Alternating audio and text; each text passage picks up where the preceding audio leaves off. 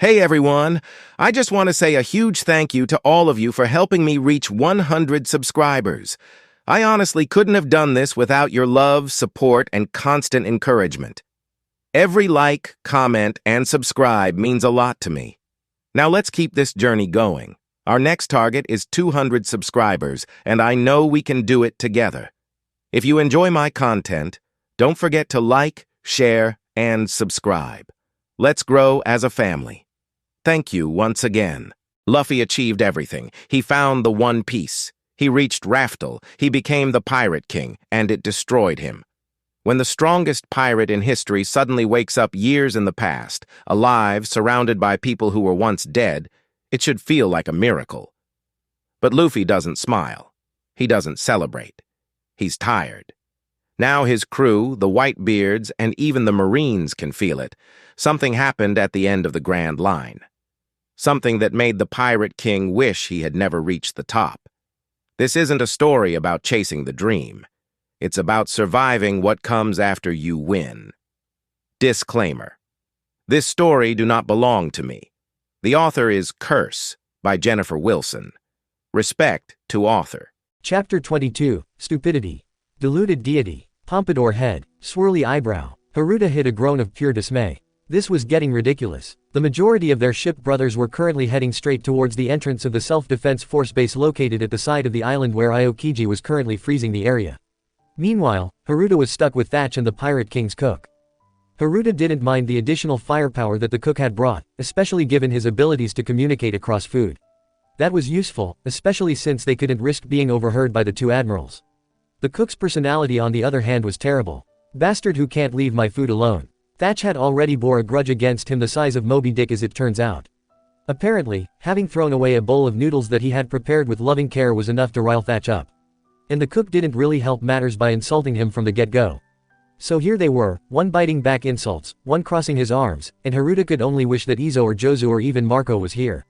At least there would be someone to talk to peacefully. You know, he didn't eat much. Wait, how did the conversation turn to this? Haruta had been tuning them out, but it looks like something was said earlier that had provoked Thatch into saying something about not eating much.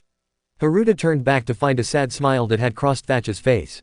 He couldn't have done so. The cook said in commiseration. He told us that because of a deal he's made, he wasn't mortal anymore.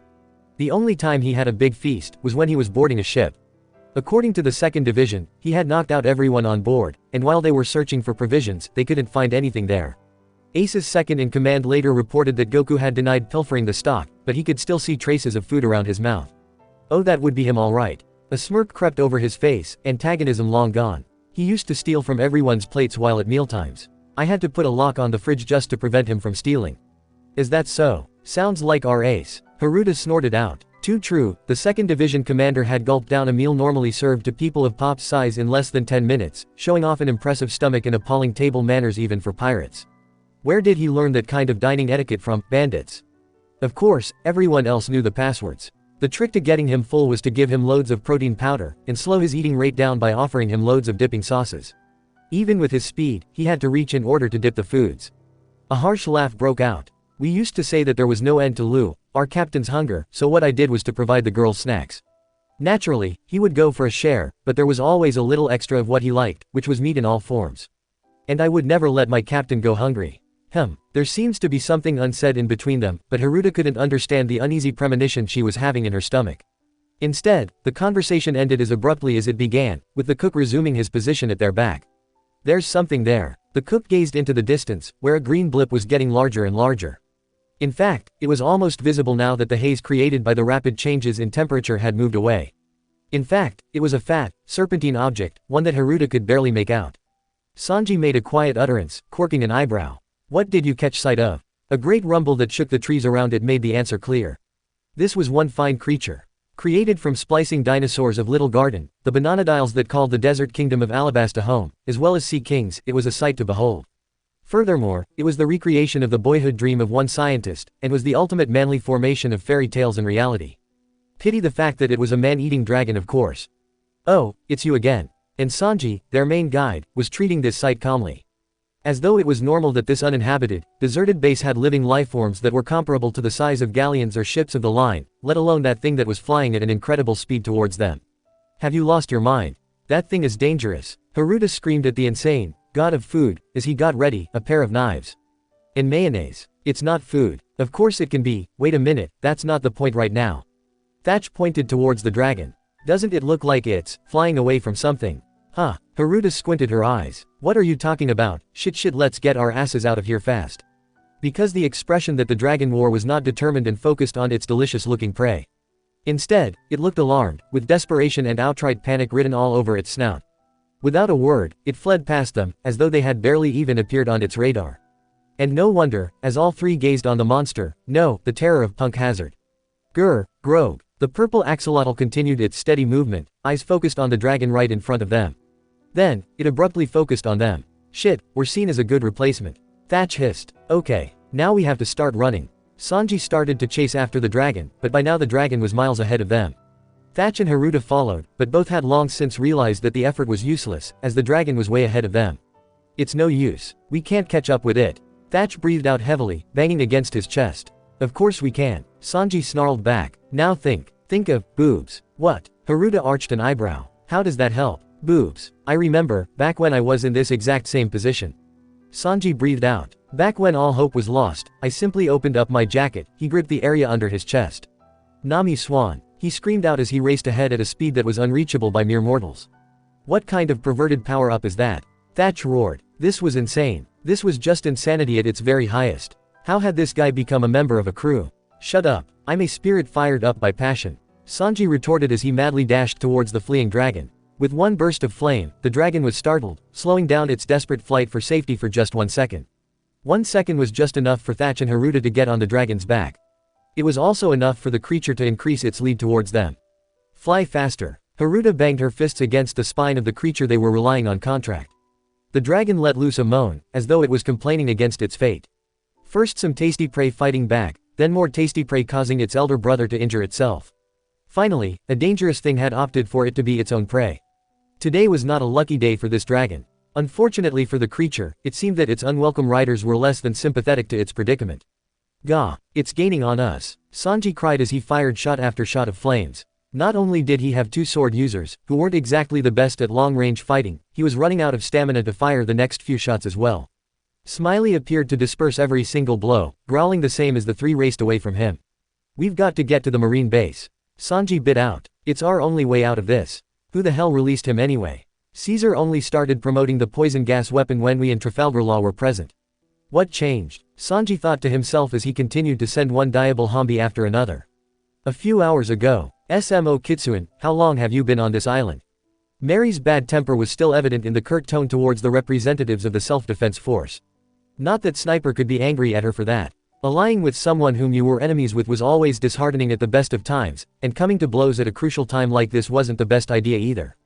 Approximately a week, Admiral Kuzan and Akainu were both having their battle to decide the next fleet admiral, so they would be tied up. Caesar's guards are currently reliant on the balloons that he had created, so they would be no issue for us as of now. Sniper replied for the leader of their expedition, pushing up her glasses. Furthermore, the two admirals are still on the other side of the island. In the western area which we know as the Ice Lands is Caesar's base where he's kept the children. In the eastern area to be called the Burning Lands would be our outpost where our own men are located. There's a tunnel from Caesar's laboratory that heads straight to the abandoned dock, so we created a branch leading to the military base where our men primarily are. Whitebeard pirates would probably be attacking the self-defense force base, so tell your men to avoid that area. Can't. We're protecting one of the keys to Raftel there. This made Mary stop short. What? She combed her hair back. Who? That's classified. Mary angrily slapped him, flesh emanating a loud thwack, as she flicked her calloused palm against his face. Kitsune continued to maintain an indifferent expression even as he withstood the blow. Sniper wanted to move, to defend her boss. But Mary appeared to be on a roll, and she was reluctant to speak for what she personally felt was a stupid policy in the first place. I don't care if it's classified. I am a member of the 20 companions who ventured through time and space together with the Pirate King. I was the soundboard, the one who listened. She started to rush forward. That's why Vice Admiral, sorry, Kitsune tried to hide it in the safest place that he could find. Sniper hastily interjected. The self-defense force is secure. That's what most people had said about Eni's lobby. Or Mariajoy. The two went silent at that. Mary was now shadowed in darkness, but her eyes continued to glint like those of a cat. Wherever the Pirate King's crew goes, destruction will follow. Mary hissed out. And not only do we have the Pirate King's crew, we have an Emperor's crew as well. Jacob set us up, and planned to use the Whitebeard pirates to level the abandoned military base and eliminate the possibility of another pirate king, which is directly against what my captain wants. Is it wrong to want such a thing? Kitsune countered. It's not as if Straw Hat had wanted to be that sort of king in the first place. It's still necessary to have a king. The throne wars will start sooner or later, so what Captain wants is to make sure that fewer lives are lost while doing so. Would that necessarily be the case? No matter what happens, there would always be the possibility of more deaths than before. It's better than remaining in a world torn apart by the three parties. Mary snarled. I believe that our captain's plan will succeed. Quote. Quote. Quote. That sounds wrong even now. Kitsune's eyes were half-lidded as he spoke in a disbelieving tone. Yo, quick pause, smash that like button, hit subscribe if you're new here, share this video, and tell me in the comments which part you're loving the most. Him with a plan that does not involve punching someone's lights out. Mary huffed. Well, maybe some bits weren't that well thought through. Let's get off this topic then. Sniper hastily spoke, eager to stop the argument while the momentum was still there. Fine, so are you with me to save the children or not? Sniper breathed a sigh of relief. Mary hadn't held it against them. She was still on their side at this crucial moment. Of course we will. Kitsune growled out. We'll split up. Sniper will take care of the secretary while the rigged explosives that my men have set up will distract Caesar.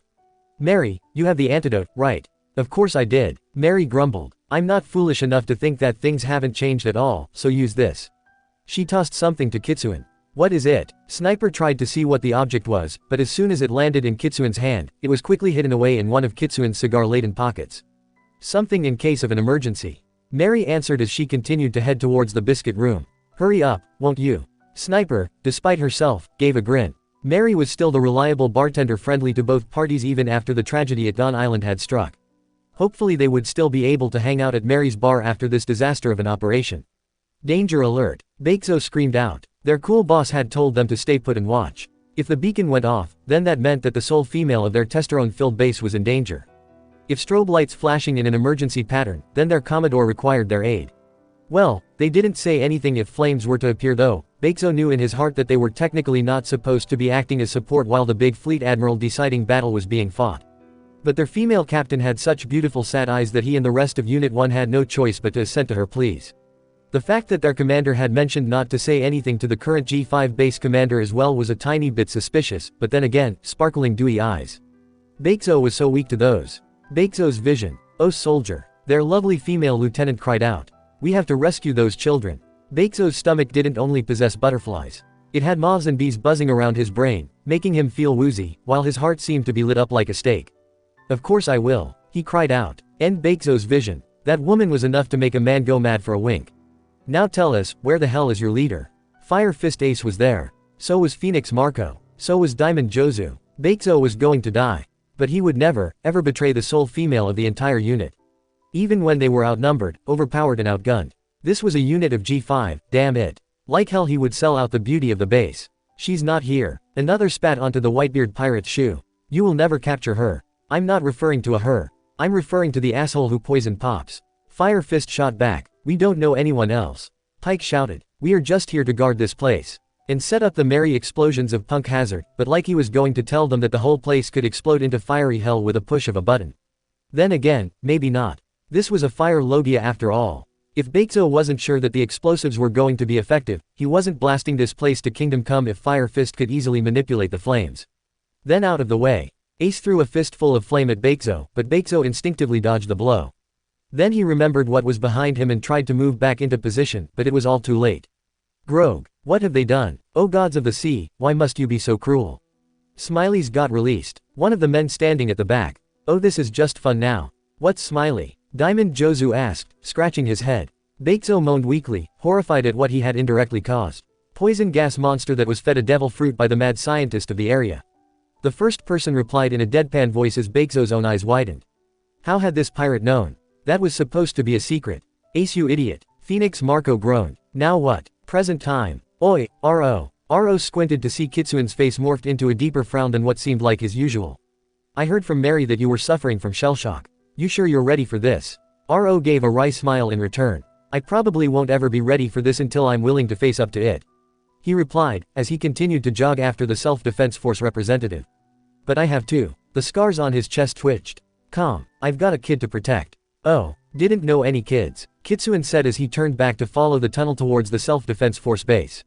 Don't you find them a bother? Used to. Or rather, he acted as if they bothered him when trying to turn away kids from his brother's group. He had given up on them after a while, finding them irredeemable. But his kid was different, and there was still the potential to change.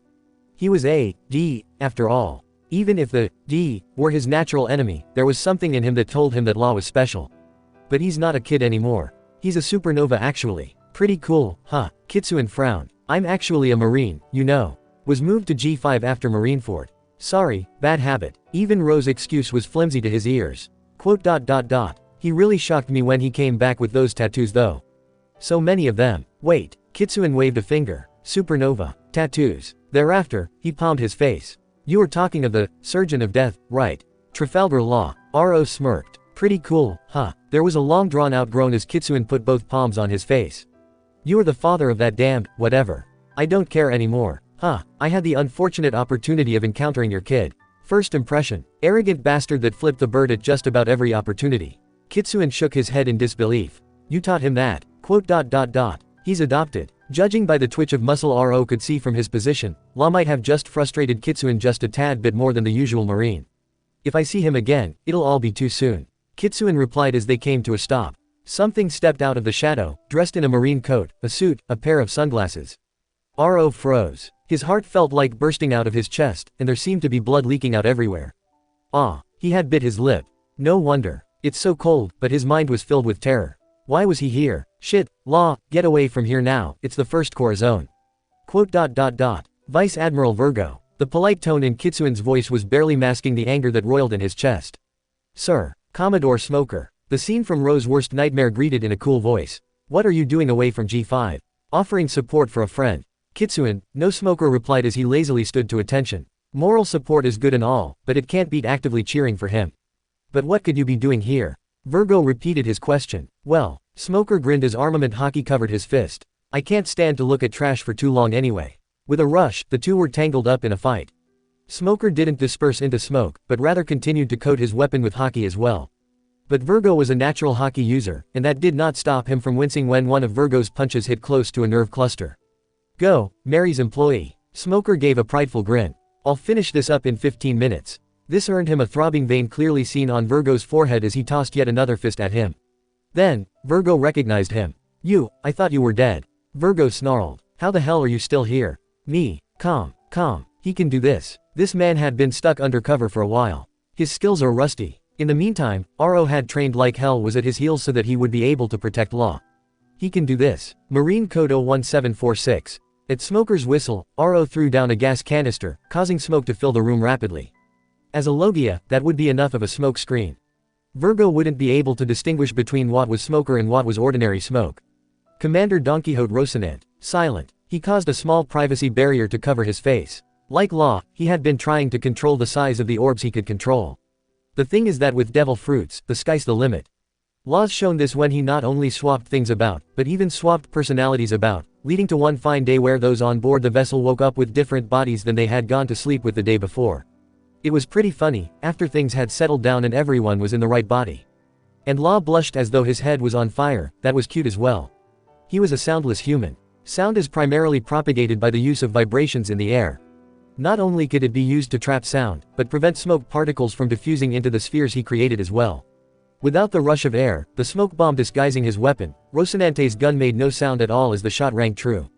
Virgo, long used to the gradual placidity in the G5 base which some may say chaotic and extremely violent, stumbled as his kneecap was taken out. Virgo turned his attention to Rocinante, a scowl crawling about his features. But Smoker wasn't done yet. As Smoker caused his lungs to choke up with dust, the hidden weapon within the canister began to work. Virgo's movement slowed, his rage-filled expression painted over his face as he fell victim to the anesthetic and sleeping gas that Mary had crafted for his usage earlier. Quote. Ro couldn't speak, but it was as though his heart was bursting out of his chest. He had actually did it. Quote. You're a Marine as well. Smoker scratched his head. Haven't heard of you. I don't think you would have. I was reported dead 11 years back. This guy did a number on me then. My brother finished me off, or so most thought. Rocinante scratched his head ruefully. Want to deal him the final blow. Should he? Rocinante didn't know. On the one hand, this guy did beat him into a bloody pulp, and he had to return the favor. But on the other hand, he's grown soft after 11 years of being away from the front lines, and he finds himself shirking from the responsibility of ending another life with his own hands. Or, he could take a third option. Virgo, I've no doubts that Luffy asked you to guard this base and abduct the children that my boss is so desperate to save. He plucked the Den Den Mushi from Virgo's pocket, and started to walk away. Instead of you telling him, I'll just tell him that you failed to do so. With that said, he pocketed the Den Den Mushi and walked away, trying to steady his palpitating heart as Smoker decided to wreak further vengeance, judging from the unconscious moans that Virgo was producing. Payback was a bitch. Good thing he's on this side handing payback. Chapter 23, Bait and Switch. Many years in the future.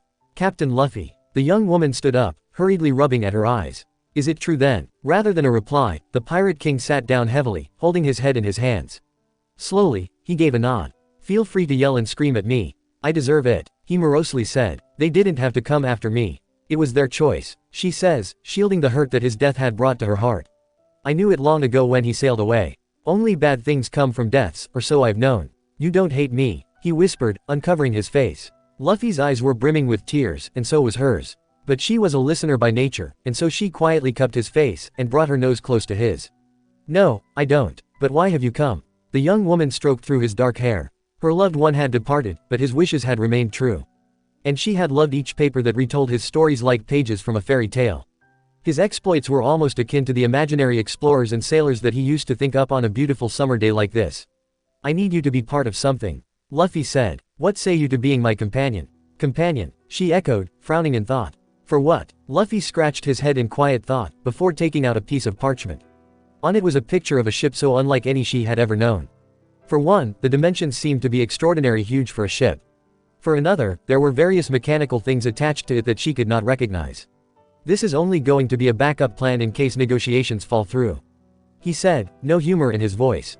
But there is a high chance that the world as we know it would be destroyed in the next few years. There is a ship named Noah that is remarkably like it, but it's been torn and broken down. This is a new one, and I hope that you could be part of my ship. You want me to be your nakama? She politely said, causing Luffy to wince. No, he quickly replied. No, this isn't just being my nakama. This is a commitment of a lifetime, and I can't say that I'll be able to come to your rescue as easily as I can rescue others. Sniper, I probably didn't ask you the first time, but why do you insist on going by codenames? Mary asked even as the pair continued their movement through Caesar's laboratory. For us 20, we gave up our names in exchange for an extension of our own mortality, but you didn't use the same route as us, right? Jacob did, Sniper remarked, but instead of creating new lives different from what we once led, we repossessed our own bodies. Keeping up code names ensures that we aren't caught by the Marines when carrying out barely legal activities. Or associating with fishmen and mermen. I hear that one of my companions had done the same, because of her particular ability. Mary recalled the pink-haired mermaid princess which too held a key to Raftel. But our captain objected to us robbing our present selves' future, he felt that our problems should not spread further. Then your captain is being naive. The moment we stepped into the past, our own future ceased to exist. Sniper scoffed. Sniper, do you think what happened in the future really won't happen again? Mary felt her heart seize up upon the incoming realization. Sniper's head tilted in an inquiring fashion. My captain had tried to stop the deaths of the Rumbar pirates. Is he mad? I thought he wanted, dead bones, Brook as his crew. Exactly. But Brook's crew still died in the end. Mary's fist clenched. So here's my question. Based on the time rubber band theory, how much would our actions affect the course of our future? Sniper frowned in thought, even as they continued to move towards the biscuit room at a jog. We may not know for certain, but Jacob found an exception to this rule, that you guys, meaning the 20 Guardians, are able to affect the future up to a certain extent with the keys you carry. Change the future. With our keys. Mary continued to smile hesitantly, while her mind was roiling with the possibilities that entailed. Maybe that's why her captain had asked her to stay hidden. Yes, unlike he and Jacob and the leader of the third power, they had the potential to select the new pirate king. Not that I have any captain in mind. Her captain would have been the first choice. But because she had been laying low for a while, there was no way that she could have found another captain. She was no natural sailor, she was simply someone who loved listening to stories and letting her imagination wander. Yes. Oh, here we are. Mary cooled her heels, literally, as the temperature started to rapidly drop within the room. Who are you? A green-haired slim beauty strode right in front of them, taking off her glasses. Did Virgo send you? What do you think? Their only answer was the wind gustling about their ears as snow flooded the room. Monet, I presume. Sniper unsheathed her sword. Unfortunately for you, I've done this before. Mary, go ahead. I'll take care of her as soon as possible. And what makes you think you can do that? A gust of cold wind blew through as the door started to freeze, bringing a biting chill into the passage. Sniper smirked, before disappearing in a whirlwind. Because I've done this before. The blizzard nearly blinded Mary with its sudden onslaught, but Mary could still hear the clashing of steel against steel as Sniper continued to make use of Soru to dodge every blow that Monet could fire. A hailstorm of snow rabbits flew, in an attempt to slow Mary's movement, but with a single utilization of hockey, a corner of the door was cut off, allowing Mary a clear path through.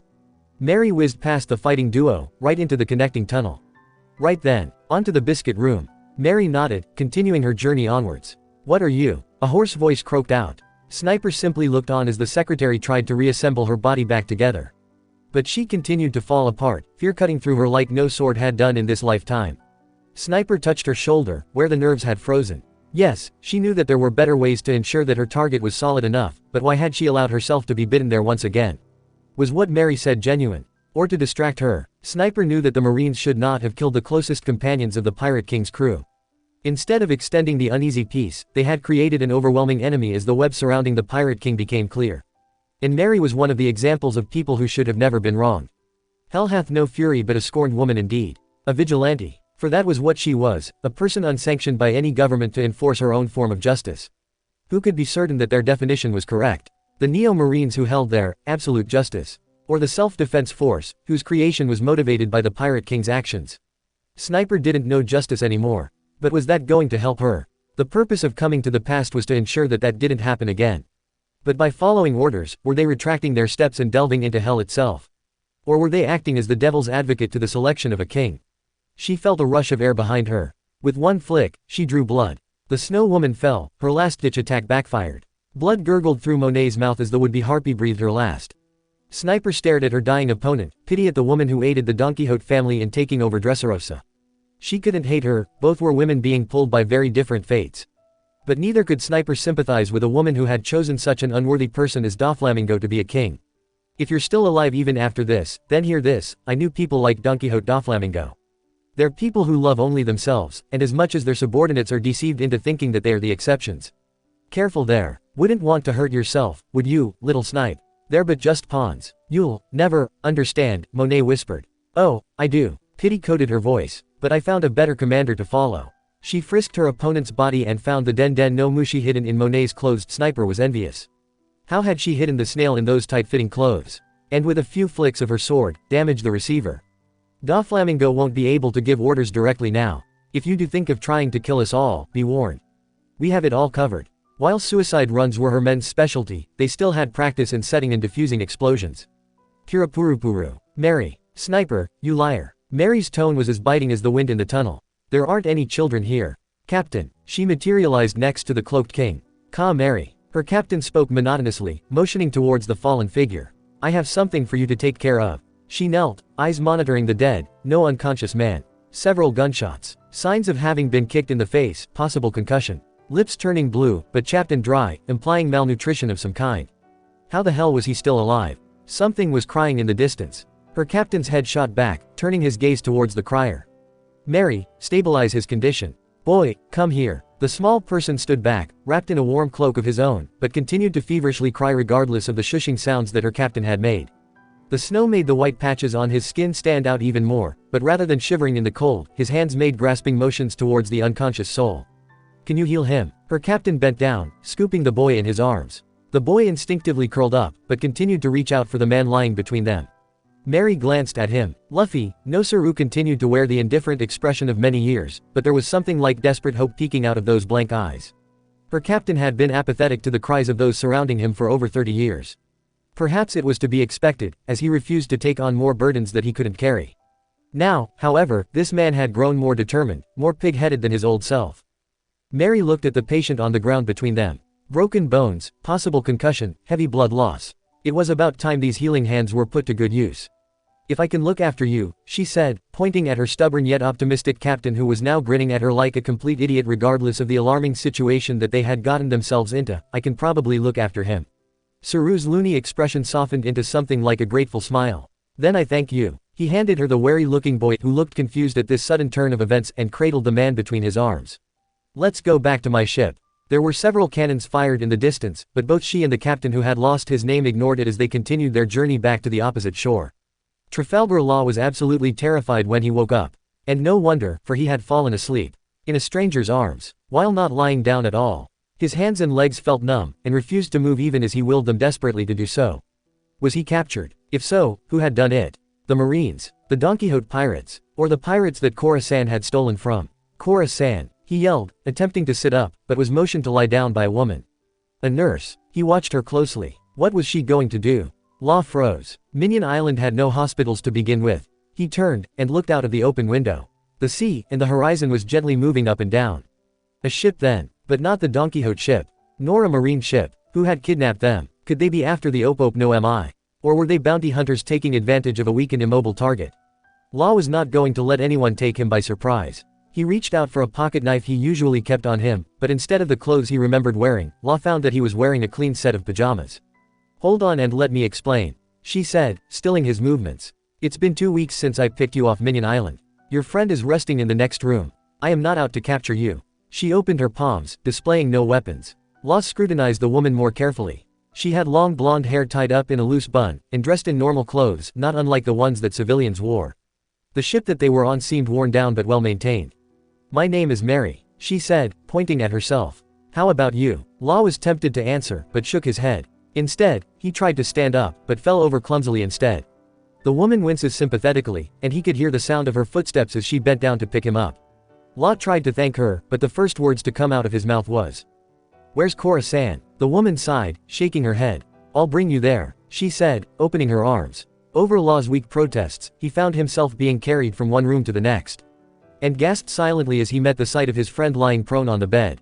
He received a pretty nasty concussion, she comments, interrupting his train of thought as he drags his eyes away from Cora-san. I don't know when he'll wake up, but he will.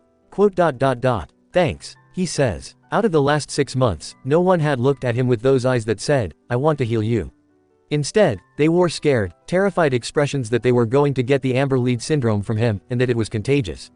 Why aren't you scared of me? He asks. He can't bring himself to say it, but the woman understands his point and sits down next to both him and Cora-san. I'm a doctor who was trained in a more advanced area, she said, moving a lock of hair back behind her ear. And I've dealt with poison treatments before. Poison, the woman hummed in agreement. Yes, foxglove, aconite and other plant-based poisons are popular in the Grand Line, but sometimes heavy metal poisoning could be found. I used chelation therapy, which makes use of a chemical to bind the accumulated lead such that it can be excreted out. Then, I'm cured now. If the treatment was that easy and readily available, then why hadn't they met her before everything had gone to hell on Minion Island? Why had Cora-san nearly died, if any doctor could easily pull it off? In most cases, yes. However, the amber lead syndrome is different such that it binds to the DNA of the person, and thus this treatment would be unable to remove lead poisoning of that sort, but only alleviate the symptoms. So, I'm still dying in other words. He felt a shaky, unkind smirk spread across his knew it wasn't going to be so simple. For the past few months, Law had been moving in and out of consciousness. No simple treatment could easily alleviate this disease, his father would have easily found a cure long ago were it so. Don't say that, you have the Opope no Mi, don't you? She harumphs, only those who are willing to try can save themselves. Law touches at the white patches that are covering his entire body. There is something akin to hope blossoming in his chest. For the first time, he can see a future beyond a death bordered by the barbed wire fences of Flevens. It's a nice feeling, but he's too broken to hope for a miracle. I don't know about that, he says, stretching out his palm. I don't know how to use this thing. The woman rolls her eyes but pinches his cheek gently, provoking a yell of annoyance. Then it's a good thing I actually have a book that tells me how. I'll bring it over. She went out of the room, humming a soft tune. Law looked back at the sleeping figure of his guardian and caregiver over the last 6 months of his life. Cora-san had not needed him in the first place. He had sacrificed his position in the Don Quixote family, his cover, and even his life just to protect Law. How could anyone be so altruistic, so selfless? If their positions had been reversed, then Law would have left Cora-san far behind, and continued to maintain his high position and continued to spy on Doflamingo. Cora-san didn't need Law at all, whereas the other members of the Don Quixote family only saw him in terms of the usefulness he entailed. They had only valued him in terms of what he could give to them, whereas Cora-san had abandoned his mission to help him. Law made his decision on the spot. If he were to survive recovering from the amber lead syndrome, and had the power to protect Cora-san, then he will. With Doflamingo after him, and Cora-san once he found out that he was alive, then they would both be killed. Law's eyes narrowed. Doflamingo had to be gotten rid of. For Cora-san. Law, I found the book. The woman came back into the room, holding up a hardcover volume that had pages folded up and dog-eared. Like the ship, it looked worn, but well cared for, and as she opened up the book, Law recognized that one of the pages folded up had been the Op no Mi. Were you searching for it? He asks, pointing at the page. The woman's eyes saddened, as she brushed her fingers against the image of the heart-shaped fruit. No, but I once knew someone who ate it. He was a funny kind of guy, really. All sarcastic and rude and unbelievably serious. Taught me plenty. Law watched she blinked tears away. But he died. You don't want the fruit. Mary shook her head, chuckling as she glanced at him. Heavens, no, I do like being able to swim. But I think that the fruit chooses the person who eats it. You're kind of like him, but different at the same time. She says, rubbing at his head. For one, there's a lot more in your future than in his. My future. Law made a face. What are you talking about? Nothing. Actually, forget what I just said, it's just a figure of speech really. She says, waving the comment off. Now let's see how to work this thing. Law blearily opened his eyes. He had dreamed of his past again. He stared at the island where both his guardians were searching for poisoned children. Punk Hazard, the name of an abandoned island that was once host to Vegapunk's laboratory. It would have been interesting to investigate further. Perhaps dissect one of the native species to see how they adapt to the poisonous gas. However, he wasn't about to risk his ass for a small investigation. There were 2 admirals on the island, and he hadn't exactly forgotten about the pacifista on Sabayati Archipelago. Or the stories of how Kizaru had went after Basil Hawkins. Law was brave, but he wasn't foolhardy. And if he were to steal the throne properly, then it meant that he had to act carefully. Captain, Beppo cried out as the bear mink rushed over him. The Whitebeard pirates are flagging us over.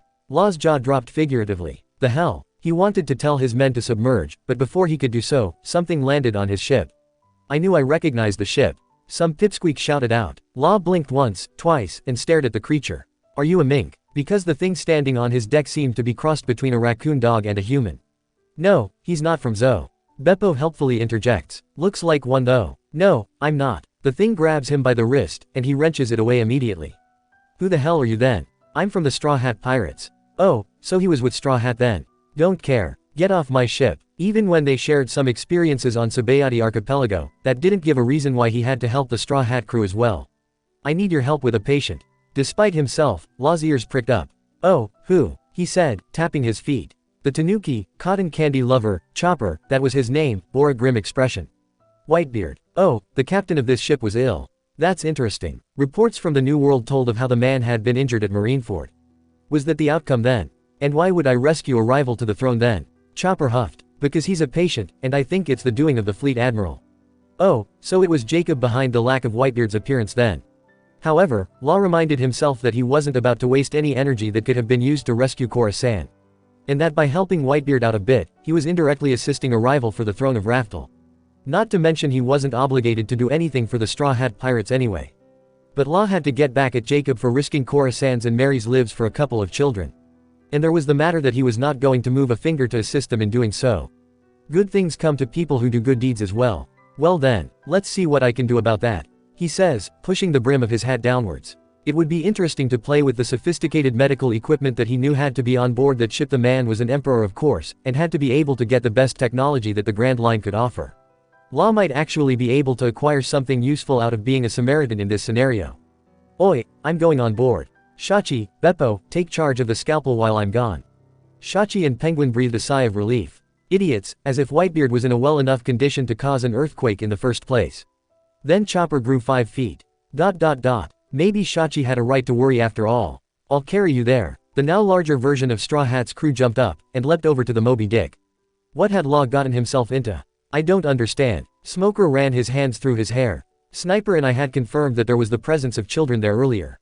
Did you see them with your own eyes then? No, but when we were here the first time, Smoker started to pace, chugging heavily on his cigar. They had already been there for 3 years in a row. On hindsight, it makes more sense that they were moved off the island before the Fleet Admiral battle. Mary's grim tone reverberated through the passage.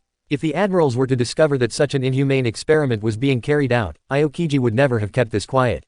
You're right to say that, but the two were battling at the center of the island. Even as the climate changed, it made no sense for them to evacuate the children along with them. Yo, quick pause, smash that like button, hit subscribe if you're new here, share this video, and tell me in the comments which part you're loving the most. Furthermore, we know that they were brought into the island even with the gas hanging over the prisoners and Caesar, so they would not have chosen to move the facility away in lieu of a battle between those two.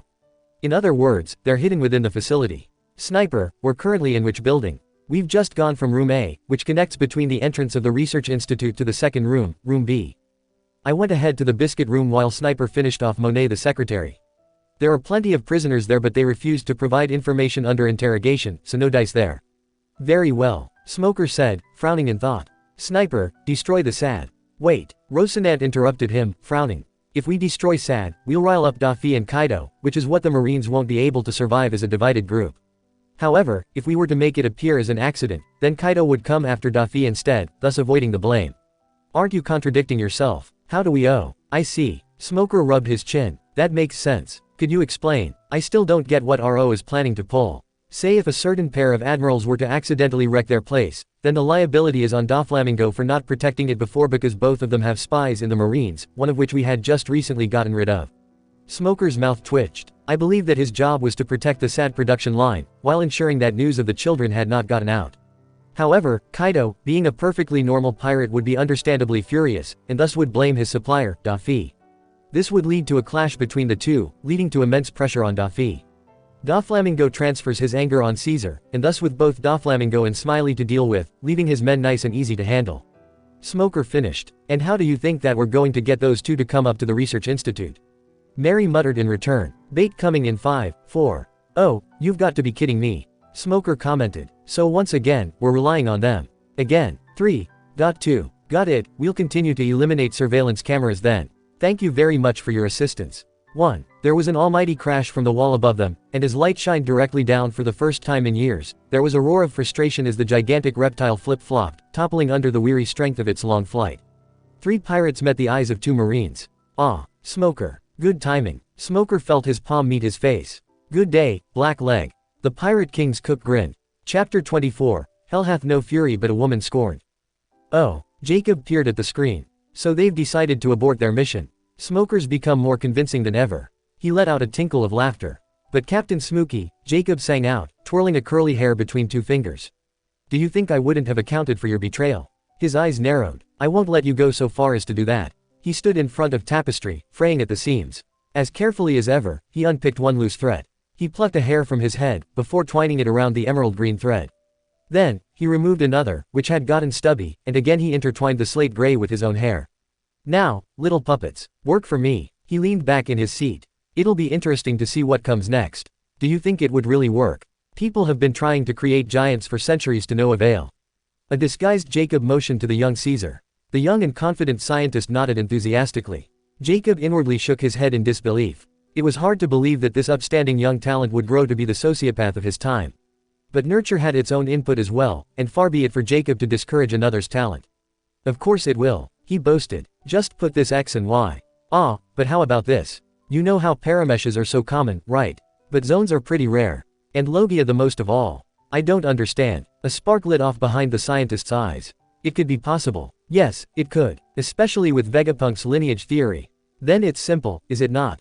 Jacob smiled politely. If you want to look at Vegapunk's theory more closely, I'll join the Marine Science Department.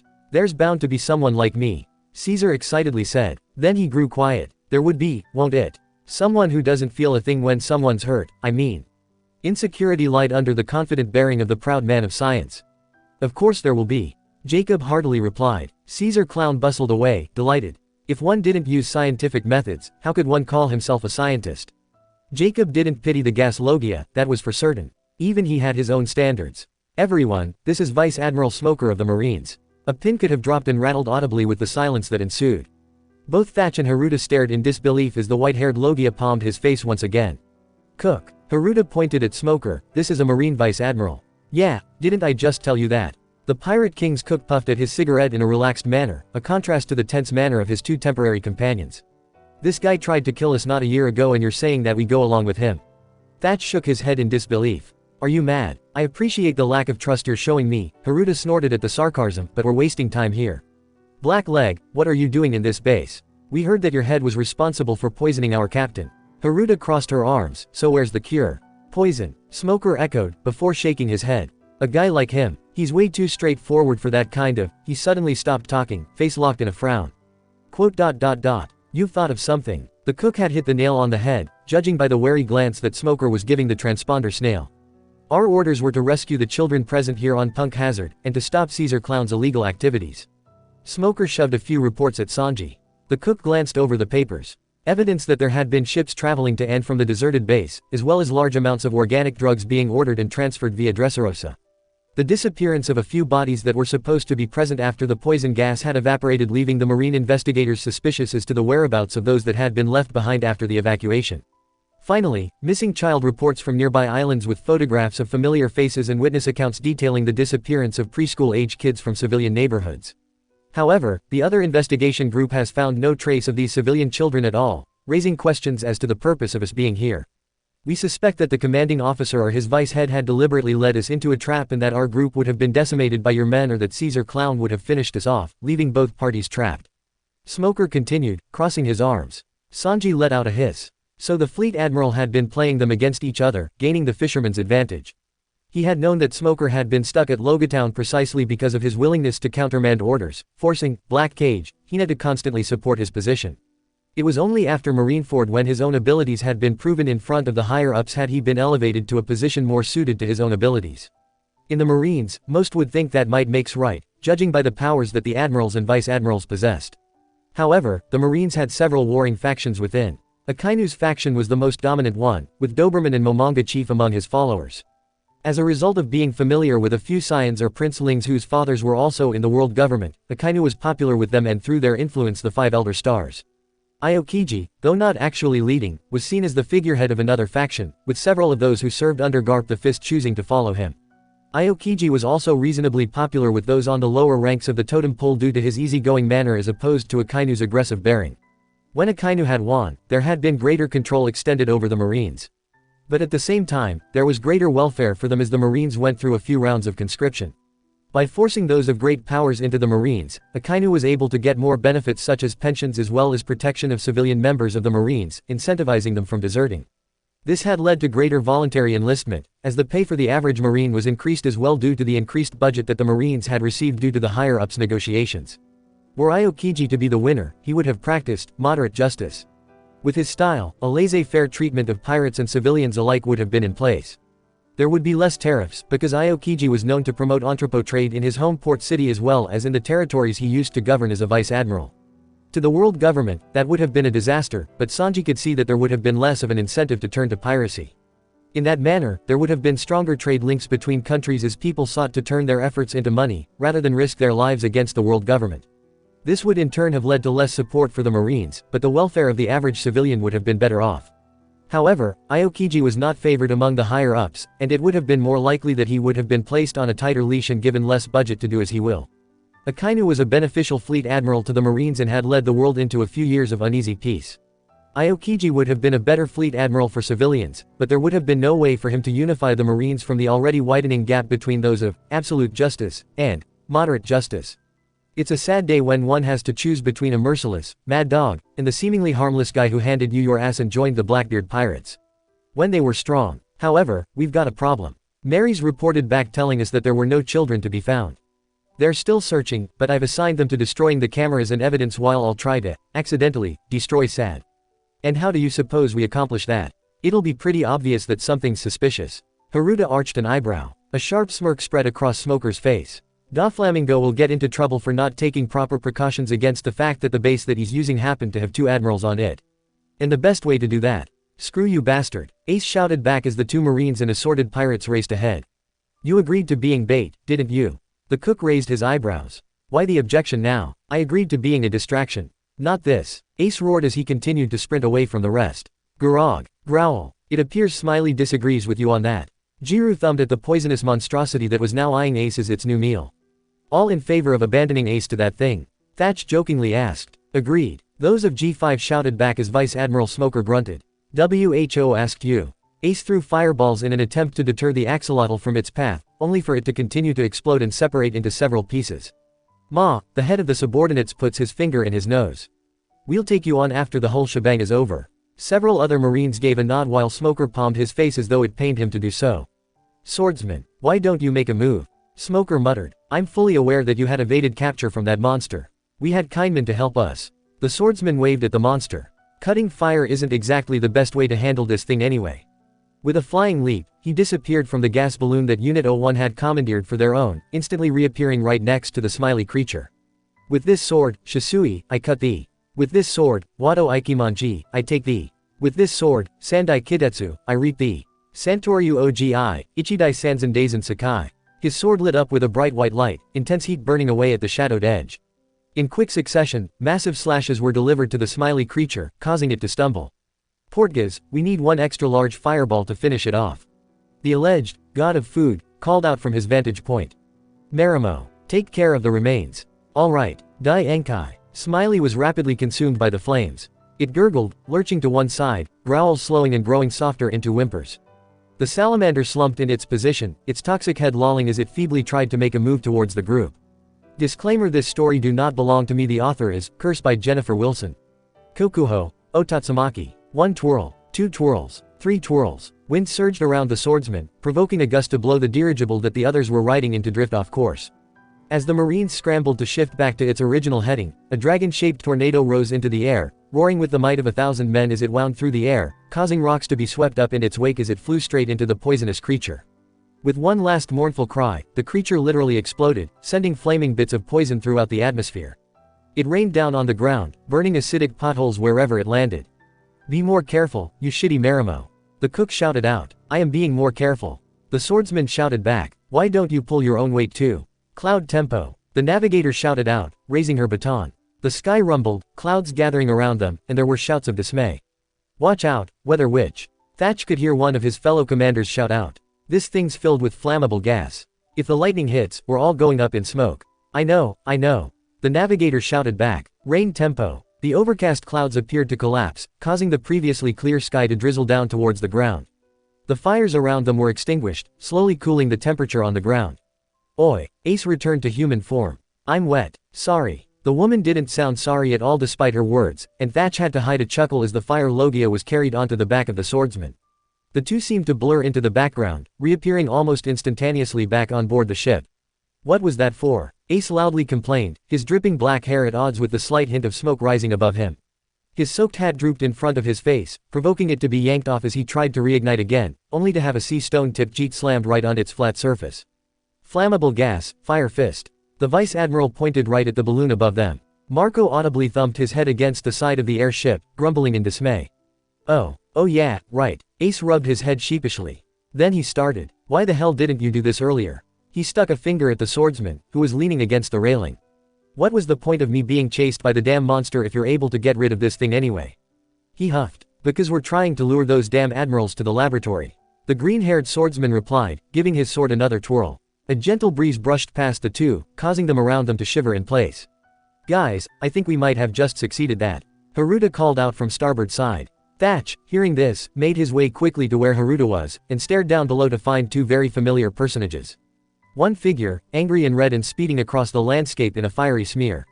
The other, making use of the readily available moisture in the air to create a smooth icy path, while at the same time freezing the other in his tracks. Thatch gulped. Hopefully they would be able to survive this encounter in one piece. Uzu, do you think something has happened? Mocha asked. Mocha couldn't find a calendar in the room they were in, but she guessed it must have been at least months since they had last seen their parents. She rubbed at the spot where the kind scientist had injected her with some medicine.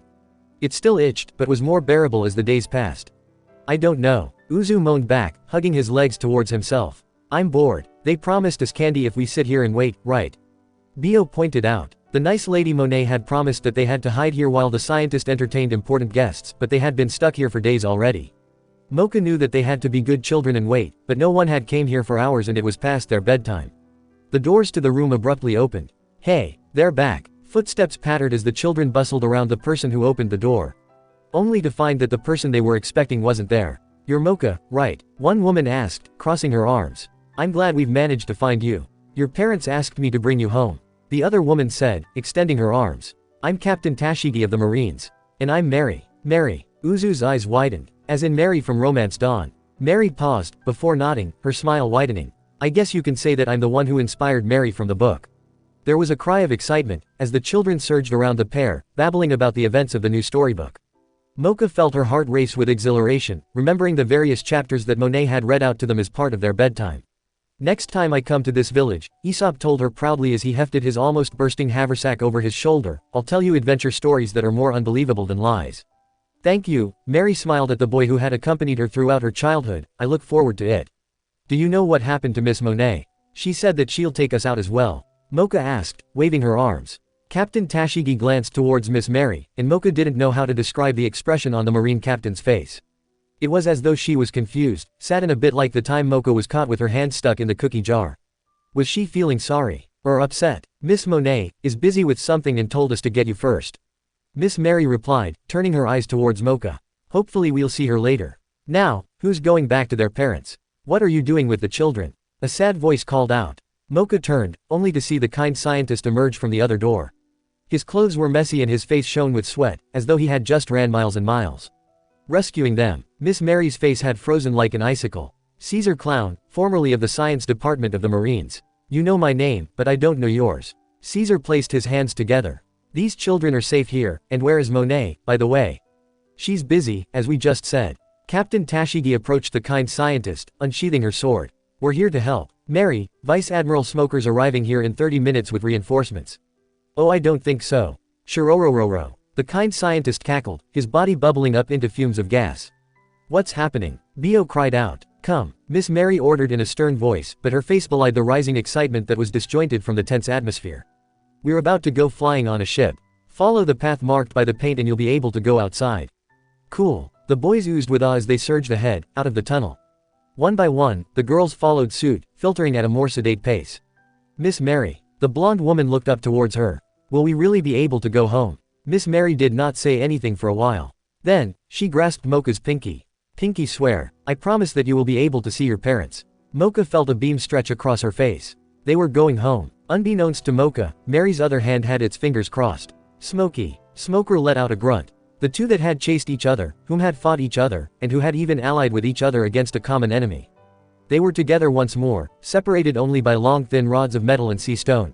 Smoker had achieved his lifelong goal of seeing Monkey D. Luffy behind bars. But there was no pride in doing so, nor was there any delight. Instead, a myriad of emotions ranging from fear, to anger, to guilt swelled and roiled within him. The tale of One Piece would come to an end. And Smoker is peering into the abyss, and finding nothing to his pleasure. The previous Pirate King had ignited the golden age of pirates. Whitebeard had crafted the Silver Age with a simple affirmation. The worst generation. The Straw Hat Grand Fleet. Monkey D. Luffy was at the forefront of this rising tide, yet others were present as well.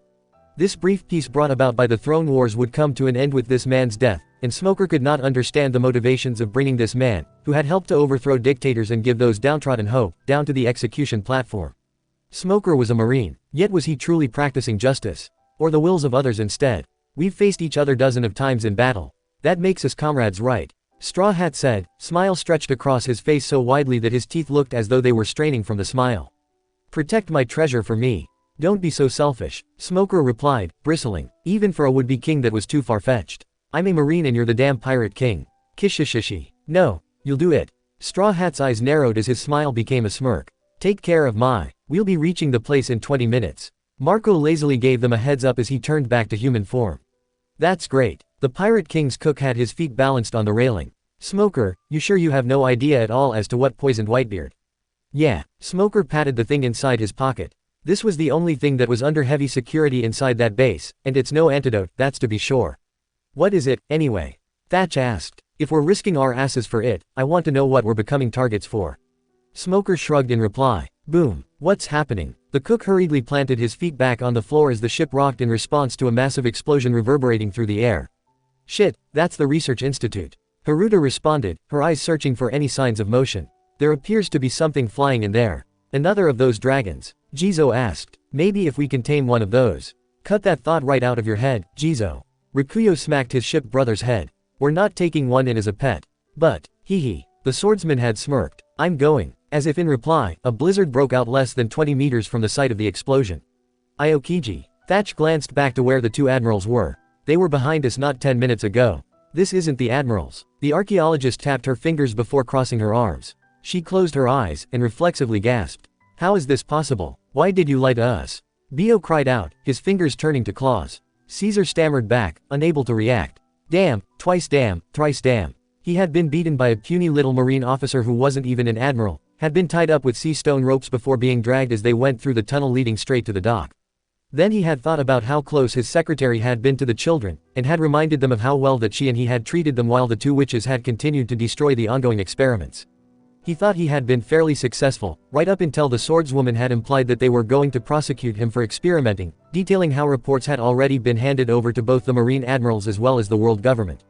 "Don't you know? People are so hypocritical," he had cackled back. "Why don't you explain what you had done to Miss Monet, eh?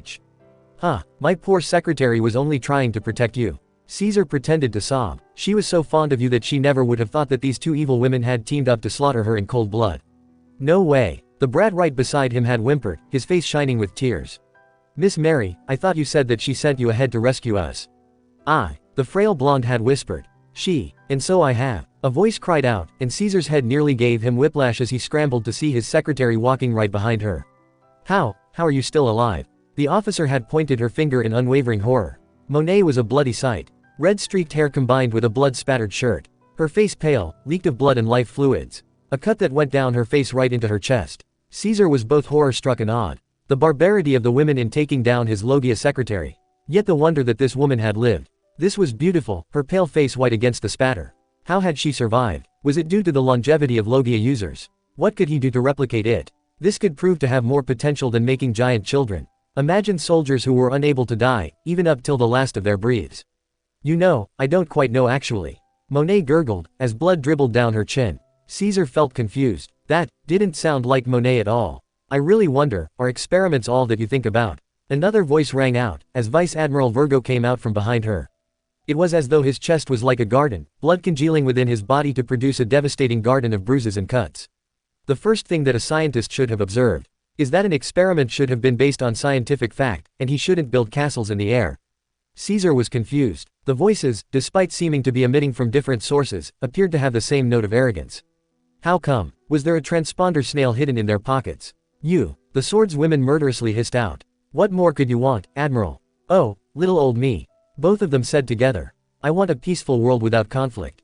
And hatred breeds conflict. Fear breeds hatred. So why are you doing this?" Miss Mary burst out. "You were so kind. Why are you even doing this? It's inhumane." "Inhumane," they had sang out, tilting her lips in a pout. "Why, I never would have thought that you would be the one saying this to me. Were it not for you, we wouldn't even be here in the first place. If not for your friends, the Year of Terror would not have threatened the rest of us bystanders. And tell me who started it. Who ended the peace? That doesn't matter. What matters is the here and now. And to see my utopia, there is nothing I would do." And as I said, Caesar. Caesar froze as something seemed to gather beside him. "You really should have stopped when there was something otherworldly going on. It's far too late." The one possessing Monet and Virgo giggled, sending a chill down Caesar's spine. "You liars." Caesar turned back to where the children were sitting. All of them, be it the brats who had just been gathered from the surrounding countries, to those who had been there since the start of the experiment, started growling.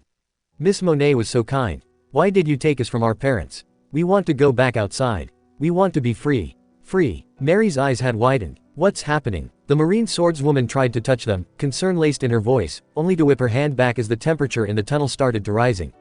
"Free. Let us out." One of the larger brats started grasping at her face, screaming out. Her nails started growing larger and sharper and more brittle as stripes started appearing on her body. As she hissed, her teeth started growing sharper and her canines became fangs. She crouched, a tail springing out and growing larger. "Mocha," the swordswoman whispered in fright. "Mocha, are you okay?" The brat's eyes had opened from their scrunched-up position, and Caesar was surprised to see that her pupils had turned to slits. She let out a roar as she leapt out, scratching at them.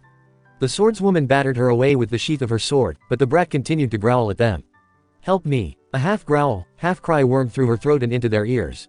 The rest of the children were in no better shape. One's skin had started becoming scaly, his own half-formed lizard tail swinging wildly.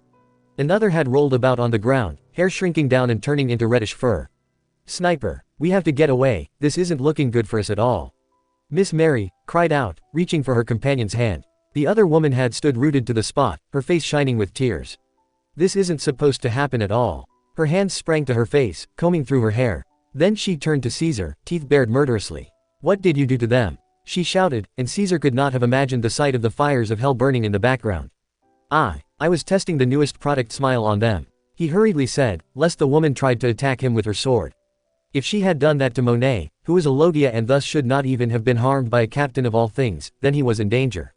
But I hadn't finished yet. Smile. Caesar whimpered as her hockey-clattened sword was pointed right at his neck. You tested a half-developed drug on them. Oh my god, the Artificial Zone Project. Miss Mary gasped. I thought you were trying to make them giants. I was. Caesar snarled. But do you really think I could achieve something that hasn't been done for over 300 years? I would rather do something that no one has tried before. I was going to administer an anti-devil fruit drug in 2 weeks because it didn't seem to work, but… Shirorororo. Caesar laughed, because his experiment was finally working and he had a product that Don Quixote Doflamingo would value above all else, and the weapon was perfect. It was so perfect he couldn't believe it. Thwack. Caesar could feel a bruise forming on his cheek. No wonder, for the swordswoman had slapped him with a rough and calloused palm. These were children. Civilians who should never have seen war. Children who should never have been taken out of their islands in the first place. The marine officer roared, her eyes welling up with tears. Caesar looked at her in confusion. So what if they were? Had they not seen the terror and destruction that wars left? Had they not seen the battle-scarred grounds of once green fields? And if they were civilians, then they would have been caught up either way.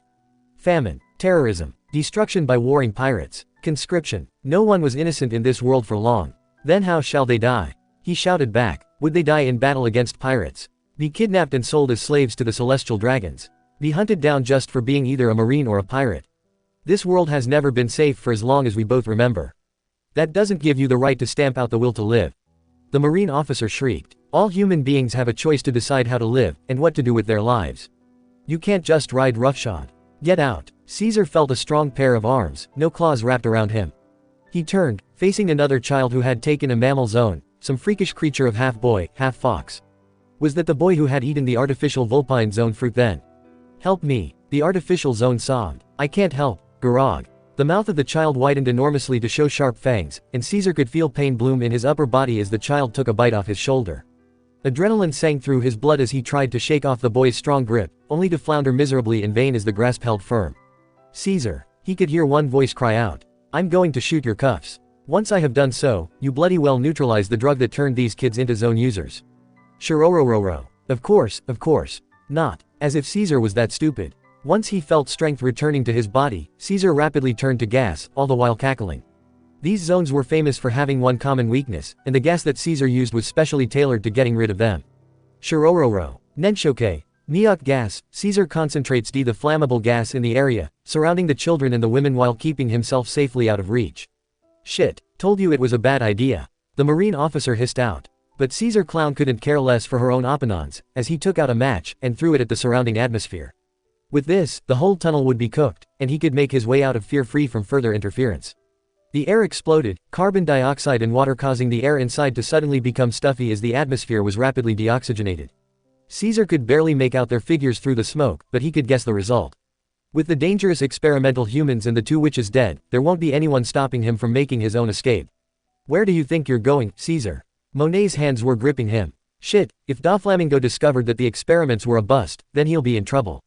Oh, I'm not her, if that's what you're thinking of. Another hand had tightened around him, and Caesar gasped in dismay. I don't know what you're talking about. Caesar quickly replied, shivering as the temperature appeared to rapidly decrease even with the lack of Logia powers. Why, don't you know me? I'm Cobb. Now that Caesar didn't have the weariness brought about by the sea stone, he could recognize that voice. Oh gods, it's you. Who could have forgotten the one who had driven him down the path of frustration and impatience and idiocy that was the Marine Science Department?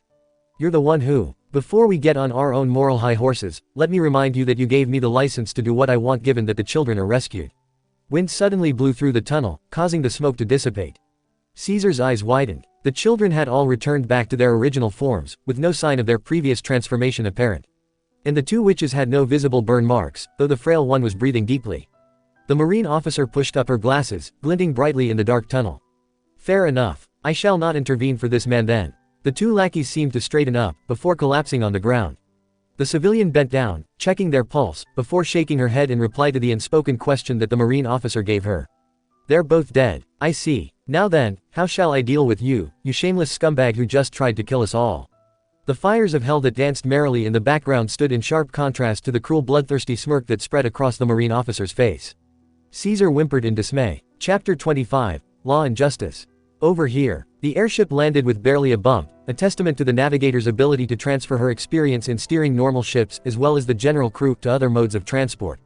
Flying ship. The boys crowed, starry eyes locked onto the flying vessel. Nami could spot the two adults standing behind them. One easily familiar, one rather difficult to place.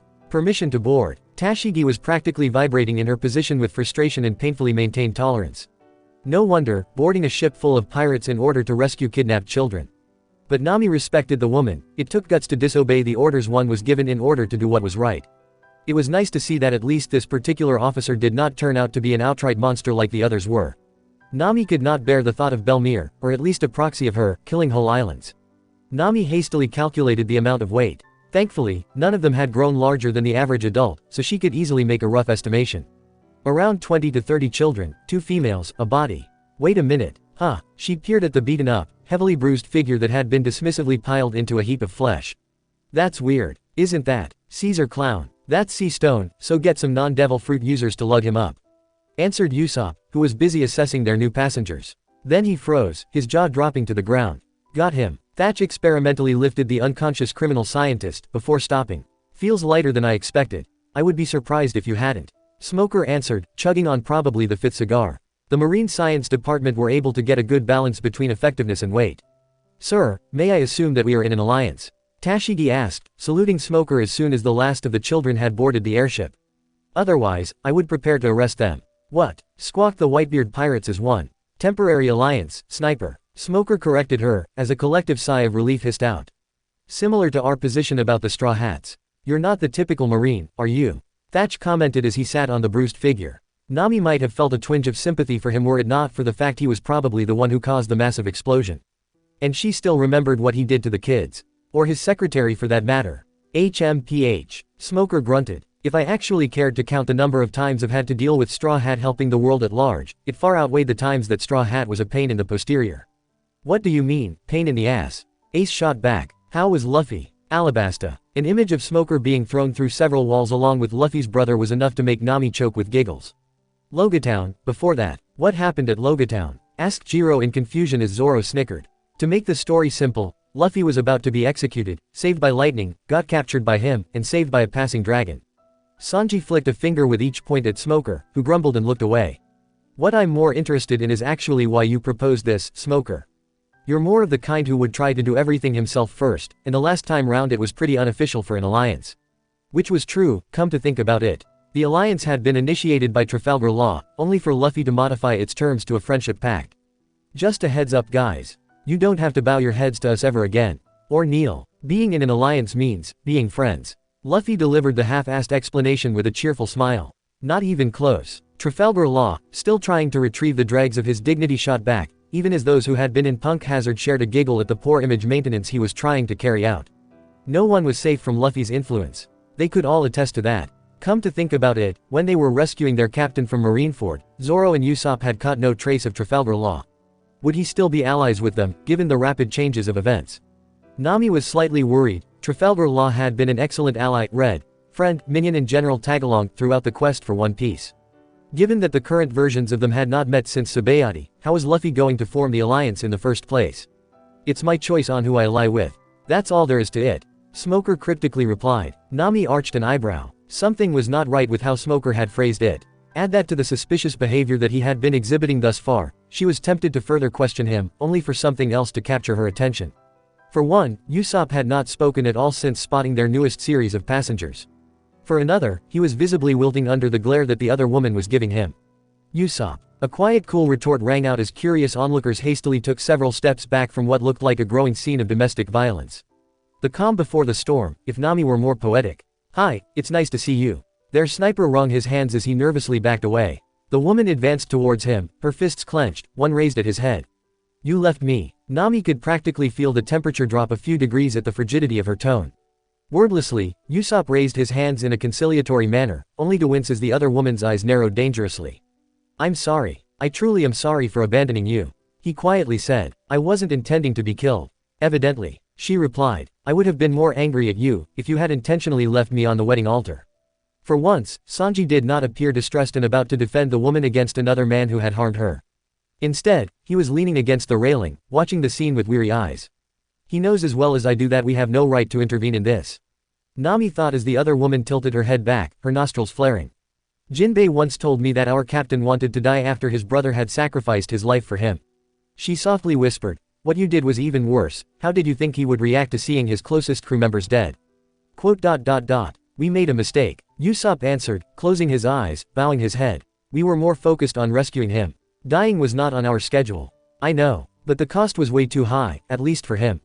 Luffy has never dealt with losing his precious people, his nakama, very well, she said, even as she leveled a glare at all of the former Straw Hat pirates. Nami felt as though she had been soundly rebuked with her eyes alone, and she wasn't the only one, judging from how Zoro had flinched even when he was asleep on deck. The woman finally sighed, raking her hands through her hair. It wasn't just him. Usopp, I forgave you a long time ago for skipping our wedding to rescue your captain.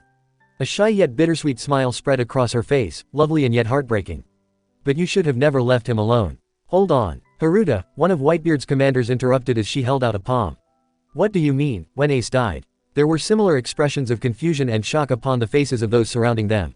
Marco in particular had turned gray. Ace was blankly staring in horror at the woman. Oh, they did not tell them. No wonder. The grown, bitter woman that was the former master of Syrup Village grimly smiled. It's best that I explain. Hand me a large plate and some sake. Don't bother about the quality, I don't quite need it to be good. Was it all right for me to be born? I can't be the strongest man in the world forever. Thank you all for loving me. Jinbei, take Ace's little brother with you. Oi, I'm coming in whether you're ready or not. Whitebeard jolted as a clear and distinctive north blue voice rang out across the landscape. He had been sitting in that field for what seemed like days, months even. A replay of events that had never happened. Could never happen. He didn't know what was truth, and what were illusions. But Whitebeard had never forgotten what existed on the outside, even as he saw the death of his family and his sons repeatedly. Whitebeard knew that his sons were waiting for him. And he refused to give up. The bright flash of metal, and the constantly replaying events, memories. Illusions. Reality. Shattered into tiny pieces. The source. A katana striking through the center. A hallucinatory cocktail designed to immobilize one's muscular system and distort one's sense of time and reality. The voice pronounced with disgust lacing his tone. A lanky man poked his head through the hole that his sword had made. Impressive, but I've dealt with worse drugs. Who are you? He rasped out, the effect of shouting for several hours taking its toll on him. One victim of an extremely pushy reindeer, if that actually makes sense to you. The cheeky brat answered as he lifted one foot into the area. Can you move? No, probably not. He muttered to himself. I've gotten rid of most of the drug, but you'll need to do the hard part yourself. Whitebeard gave him an incredulous look, complete with arched eyebrow. The man huffed, scratching at the back of his furry spotted hat. This is a drug-induced hallucination. I could give a far more detailed explanation, but simply put, I'm not allowed to do anything beyond breaking the hallucination. And in the flicks I've watched, you can probably do it yourself anyway. How exactly? Whitebeard growled. Because he had tried to break the illusion. And his efforts evidently weren't successful. You're a Quake man, are you not? The brat rolled his eyes. That would require me to be able to move in the first place, brat. Whitebeard said wryly. The fellow had the gall to tut disapprovingly, shaking his head. Fair enough. A sharp, evil grin on par with the time Ace was still on his daily killing operation spread across the face of the kid from North Blue. Backup plan it is. Enjoy the ride. He whipped out his katana and threw it at the jar of sake barely inches away from Whitebeard. The world around them started to bend, distort, and warp around the edges, creeping ever closer to their location. You cheeky brat. Even as Whitebeard growled, the boy continued to cackle with laughter. R.O. Rocinante looked up as his boss sat down next to him. The various Whitebeard commanders had crept to various spots, still filled with shock over what they had heard from the mouth of his time-traveling boss. Time traveling. Dear gods of the sea. He said, making space distancing, his mind echoed traitorously from the woman who had beaten all laws of physics and common sense. Not to mention the fact that she had hid that, only choosing to serve the customers with a warm smile without revealing the depths beneath. I'm sorry for keeping this from you, and Law. But we had to keep it close to our chest. There would have been terrible consequences if we hadn't kept silent. He was determinedly not answering in words. Because Rocinante did not know how to feel about the fact that his lady boss had looked after the two of them when she could have been rescuing others. Or herself, if what he read between the lines of the argument that had taken place between her and her fiancé was correct. Former fiancé, as it turned out. Apparently, she did not take him abandoning her at the altar very lightly. Pettiness aside, there was the fact that he died before he could apologize. And was revived. A thought occurred to him. Mary, Rocinante asked quietly, was I supposed to die? He turned to see his lady boss covering her face with her hands, revealing no part of her face to him. So she was also trying to hide her own feelings from him. Not that it mattered, her body emanated fatigue and sorrow like a shimmering lantern after all. Quote. If Captain wasn't walking by, then yes. You would have, she finally said, after a few minutes of silence. He was good friends with Law, in the future. And he knew how important you were to Law. And the only thing that was stopping him was the fact that he didn't know how to look after you. I, who was sealed for a very long time, was his answer to the conundrum that he faced. Sealed? Rocinante asked, trying to ignore the fact that his own existence was in question on that day. He was that close to dying. And to think it was only the altruistic motives of a pirate that he had survived past Minion Island. Were he the man 15 years back, he would never have believed that a pirate could have been that selfless. But he had. He had Law, and Mary, and Shaki. Even when the woman still scared him witless and really, he could still remember the sleepless nights. The bright office where Sengoku pored over papers, attempting to succeed in capturing Gold Roger and his men, and each failed plan where officers were wheeled into the marine hospital after each clash, and maybe even Kuma. His circle of friends had downgraded in respectability, but when he tried to find his platoon mates, they had honorable promotions to go with their dismal deaths. Even if they were the worst scum of the sea, he could not think of Mary being part of that. She was always so gentle with others, polite and warm towards others. That was the first time he had seen her reveal a grudge. How well did he know her then? What had necessitated her being sealed away? I was not quite in the right mind to make decisions. She hesitated, before revealing her face. Tears welling up in the eyes, tracks running down her cheeks. I hated the world for taking my fiancé away just because of justice. She shook her head. I have never heard of such an empty value of justice. What justice? She hollowly laughed. It's always a matter of which side wins the propaganda battle. And those who win are the ones who write the history. Rocinante winced, because that had come close to what he and Daffy had thought during their worst moments between mobs. Pirates are evil. The Marines are righteous. These terms have always changed throughout the course of history. Kids who have never seen peace and kids who have never seen war have different values. Those who stand at the top determine what's wrong and what's right. This very place is neutral ground. Justice will prevail, you say. But of course it will. Whoever wins this war becomes justice. That had rung throughout those who had watched the broadcast from Marineford. People discussed it behind closed doors. In quiet bars on the wayside. Even in the marketplace, when Mary and he were looking for supplies, he had heard the speech being discussed. Implications and all. I don't think that anyone could agree on their forms of justice. Sengoku had frequently rested upon justice in order to justify some of the deeds he was forced to carry out on the behalf of the world government. Rocinante could not blame him, it was often a choice between life and death. On the other hand, he called absolute justice bullshit, for there was no reason to go after others just to keep a secret for the celestial dragons. But I believe justice should never be limited to what they think is right or wrong. Or that others have the right to control one's life. For Rocinante had seen the slave auction houses, and while not actively tearing them down, he had passed down information that could help free some slaves, a little at a time. You sound like quite the revolutionary yourself when you say that. Mary laughed, wiping away her tears. I think that's true as well. She looked at him thoughtfully. Hey, when I asked something of Law, he instantly rejected me. She pouted at the memory, and Rocinante couldn't quite bury the humor and started to chuckle.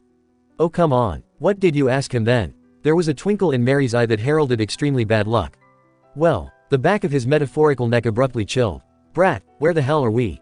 Whitebeard called out as they continued to trudge across the path towards reality.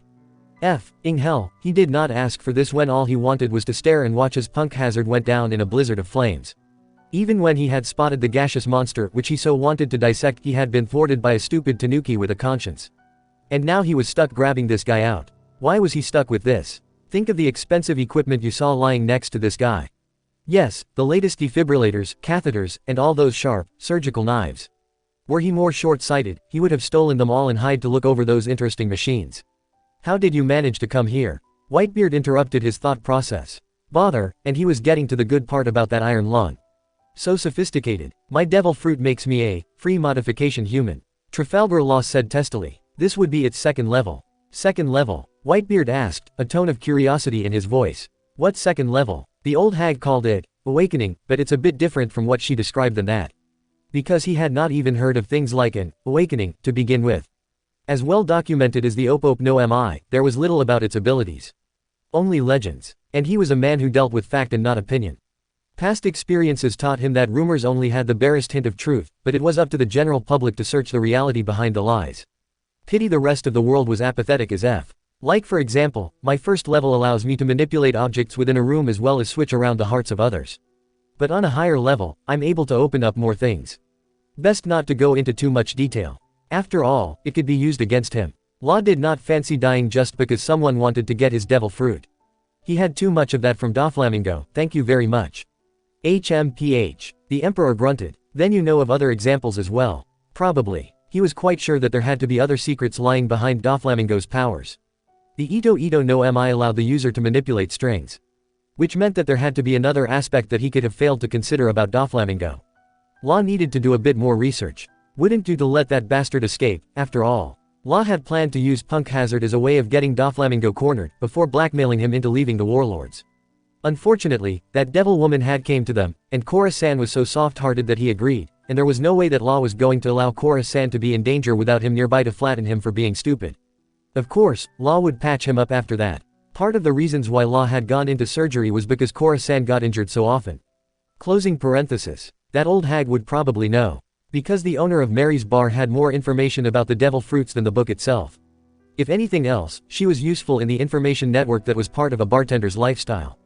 Case in point, Punk Hazard's location itself. Law valued the network she maintained, even if he did not like her. Period. Mary was a scary woman all right. An omnivore with the experience of tasting meat, hidden among the herbivores. Sweet and gentle to those who know her, but Law could spot someone who was grieving and angry at the world. He was one as well. Hatred behind smiles, a joke to cover killing intent. As an expert in such matters, it was his duty to guard Korra-san against that menace of a woman. If left alone, Korra-san would succumb to her wiles, and Law would follow him to the depths of hell itself. Were he a more honest person, Law might have even acknowledged that the woman did Korra-san a world of good. However, he could never forget those claws, the shiny steel beneath smooth silk. Whitebeard, we'll be continuing on this path until the whole world jolted. Law would never admit that he had let out a girlish scream at that point, and the world rolled and the ground shook, and Law scowled at the ceiling above. Probably Mary's fault. Was the thought on Thatch's mind as he walked over to where Marco was sitting, slumped against the railing. This has been going on for quite a while. What's going on, man? Quote. Marco was all but dead to the world by this time. Marco, Ace is safe and alive. Well, I'm alive too. In any case, whatever happened in that future probably would not happen again. So get a hold of yourself, idiot. Marco curled up into a ball. Ace wandered over, equally displeased at Marco's behavior. He nudged him, making him roll away a little before stopping. Tilting his head to one side, he stared at Marco Ball intensely. Then, reaching some unknown conclusion, Ace proceeded to roll Marco all around the floor. As hilarious as it appeared, Thatch should put a stop to it. Maybe, might let it go on a bit longer. No, Thatch, Marco finally said, his face a grey pallor. I completely deserve that. To think that we could have actually. Take that thought out of your head. Thatch shook his head. What would have been the point of crying over what's gone? If Goku had not intervened. From what I can tell, there were plenty of events that did not match up. Ace interjected. For one, Sabo appearing while Luffy was mid-route. For another, Moby Dick 3's destruction. And even before that, things were different. So whatever happened in that future cannot be applied to what we are experiencing in the here and now. And didn't you hear what they said? Thatch pointed out, they can't predict the turning point as much as we can. So it's not as though things are completely useless in the future. Thatch wanted to say more, only for Marco to hold out a palm. No, it hasn't anything to do with that. Can't you see? I'm not a captain. My kind of power is meant for supporting, not for leading. I can't be sure that I will be able to protect anyone. Marco's face fell. It's Goku who was busy baring his neck for us. We never asked you to protect us from harm and danger. Ace groaned. We're pirates. We look out for each other. But that doesn't mean that we baby ourselves, requiring our captain to get ourselves out of a tangle without injury. Thatch shook his head in bewilderment. Pops knows this. You should know this as well. But, remember what we promised. Live with no regrets. A familiar voice spoke out. Thatch looked aside, where their ship brothers had been gradually surrounding them. Yeah, and it's not like you expect us to pull you out of the ocean, Namor thumped Marco's back.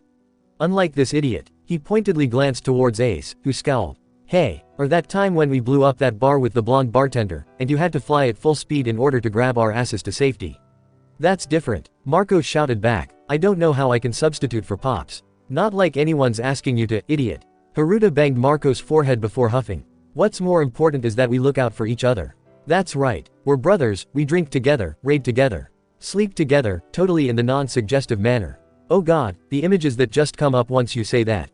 Guys, keep it clean here. Anyway, Vista coughed, twirling his mustache. I, for one, think that you're a good leader. Yeah, you're the one who keeps flying from ship to pass on messages. Announce shift changes. Generally keep the booze in the infirmary. Shouldn't it be out of the infirmary? It's Pops, what do you expect? The ship shall know no peace while Pops is dry. Quote. True, true. Guys, Marco's expression is heartbreaking to say the least. What we're all trying to say is, as one, the surrounding commanders cleared their throat. Who cares if you screw up? We're all in this, like it or not. That, Thatch believed, was the straw that broke the camel's back, as tears flowed freely from Marco's eyes. Silently, Thatch offered a shoulder, and quickly felt his collar growing wet. But that smile on Marco's face. Probably the most grateful Thatch had ever seen. Unfortunately, the heartwarming movement ended with a blast that shook the air around them. Marco's face was set in a determined expression, and he proceeded to bark out orders to stabilize the ship, find out if it could get faster to the Moby Dick, and to see if they would be able to ensure further cooperation from the Marine unit which had temporarily allied with them. As Thatch hurried to the place where the Marines were gathered, Ace sneakily gave him a thumbs up. Thatch smirked, returning the gesture. Time waited for no pirate, even if he was worried as a busy little bumblebee about the welfare of Pops. Kuzan was exhausted as hell. 3 days since the start of the battle, and even if his stamina still kept him up and running, it was no pleasure to stay without a nap for the last few days. Not to mention the lack of sleep. Speaking of rest, his own colleague appeared to be tiring as well. Not surprising considering the amount of effort that Sakazuki had expended on keeping his magma from cooling. Why? Oh yeah, Kuzan was still keeping Sub-Zero on in order to freeze his opponent's nerves, forcing the other admiral to consistently keep part of his hand alight to prevent heat loss. Kuzan was also having a spot of difficulty. Having a burn on his arm heavily hindered his movement when he was trying Ice Block, Partisan, and he can't quite feel his leg after a Kainu had burnt the nerves. Kuzan dodged as another magma blast. He was seriously considering if it was worth the effort to keep fighting with this hard-headed zealot of justice. But he remembered Ohara. How an island had died due to the world government, and how Sakazuki had brutally executed the civilians without mercy just on the barest suspicion that someone on board might be an archaeologist. He could not allow this guy to become fleet admiral. His battered conscience demanded it, even as he could feel the toll of battle on his own body. Then, the ground shook. Kuzan glanced upwards as his own haki cried out in alarm. To his surprise, a flying ship was currently on top of the two of them. There was a silent moment of truce as Sakazuki and he stared as the ship rocked from side to side, the result of air currents being suddenly disrupted. Then, Sakazuki's eyes narrowed. This place is supposed to have been secure. He snarled, disappearing in the next second. Kuzan immediately collapsed, a time for a breather if he ever saw one. But the back of his neck tingled, and out of curiosity, he reached inward for the sixth sense that was observation haki, and paused. That was strange. He could detect newly made Vice Admiral Smoker on board that ship. While he was not exactly close to Smoker, their paths were very different, Smoker being so far from headquarters and he being stationed, and they had only been grouped together recently after the farce that was the so-called War of the Best. Last he checked, Smoker was busy preparing to be stationed in the New World. What was he doing here? The ground rocked yet again with another series of explosions. Great, so apparently abandoned bases still had working bombs. And apparently, flying ships. That relied on balloons. The Marine Science Department had mentioned the usage of airships in transportation. Something about being banned due to its flammability. Kuzan was just about to stand up again, when his vision appeared to spin. The fact that some purple thing was emitting flames and heat didn't help either. Joy, he thought. Death by smoke inhalation. And the world went black. Chapter 26, Missing Link. So your alias is Mary. She was Mary now. Mary quite contrary. It suited her, and she could remember her old friend that way. Kaya's parents were alive. Kaya was happily living in Syrup Village. Kaya would have wanted to save her parents. Mary could not, because Kaya's parents were not Mary's. And there were greater things at stake than the lives of two adults and the happiness of one girl. Because if Kaya's parents had not died, then Usopp would not have approached Kaya.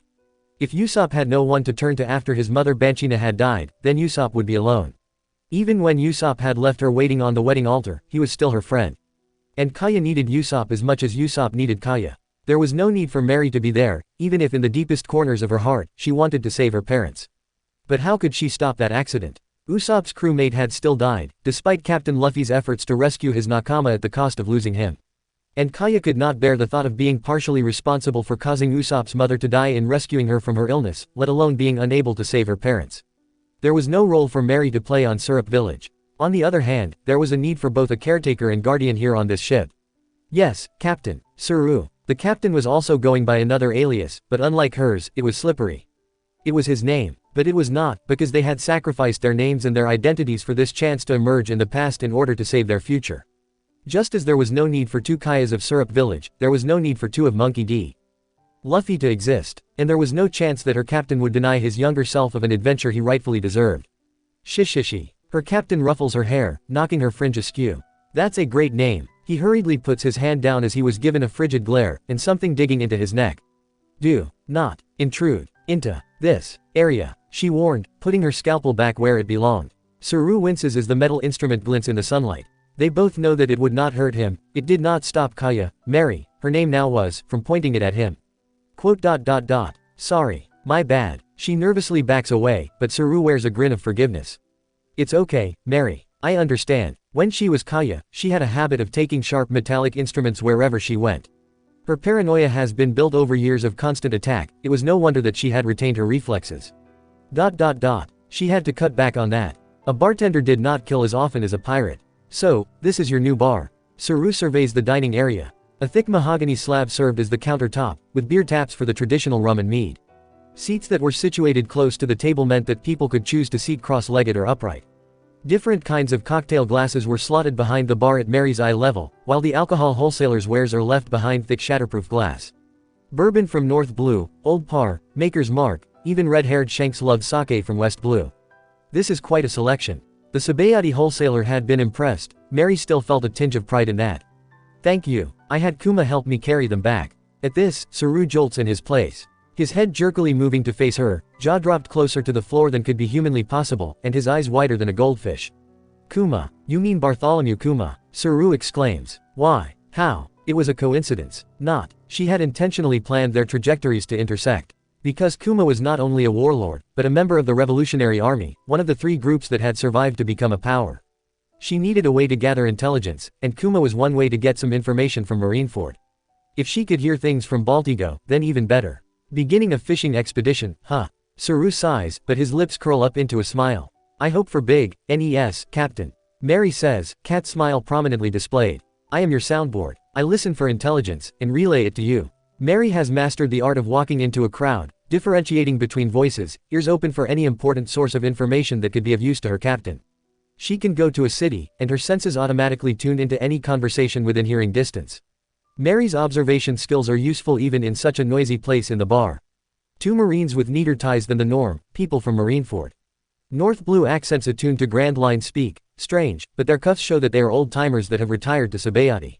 Members of Paradise Dwellers who have retired before taking their chances in the New World. How about that guy? Saru gnaws on a chicken drumstick even as he talks. He has never lost his taste for talking while eating, and Mary is sorely tempted to fill his next bite with ghost peppers. She might just do so the next time they meet. But Usopp had once told the story of how he had tossed chili peppers into the captain's meal at Arabasta, and the captain had continued to eat anyway.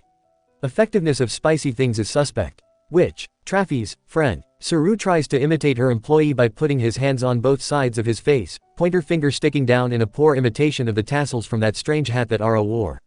Oh, Aro. Mary huffs. He's so troublesome. Huh. He falls every few feet. He always drops the glasses. He can fund ladies' night with the tips he gets from customers because he has to pay up every time he breaks something. He can't even cook to save his life as he keeps on catching on fire.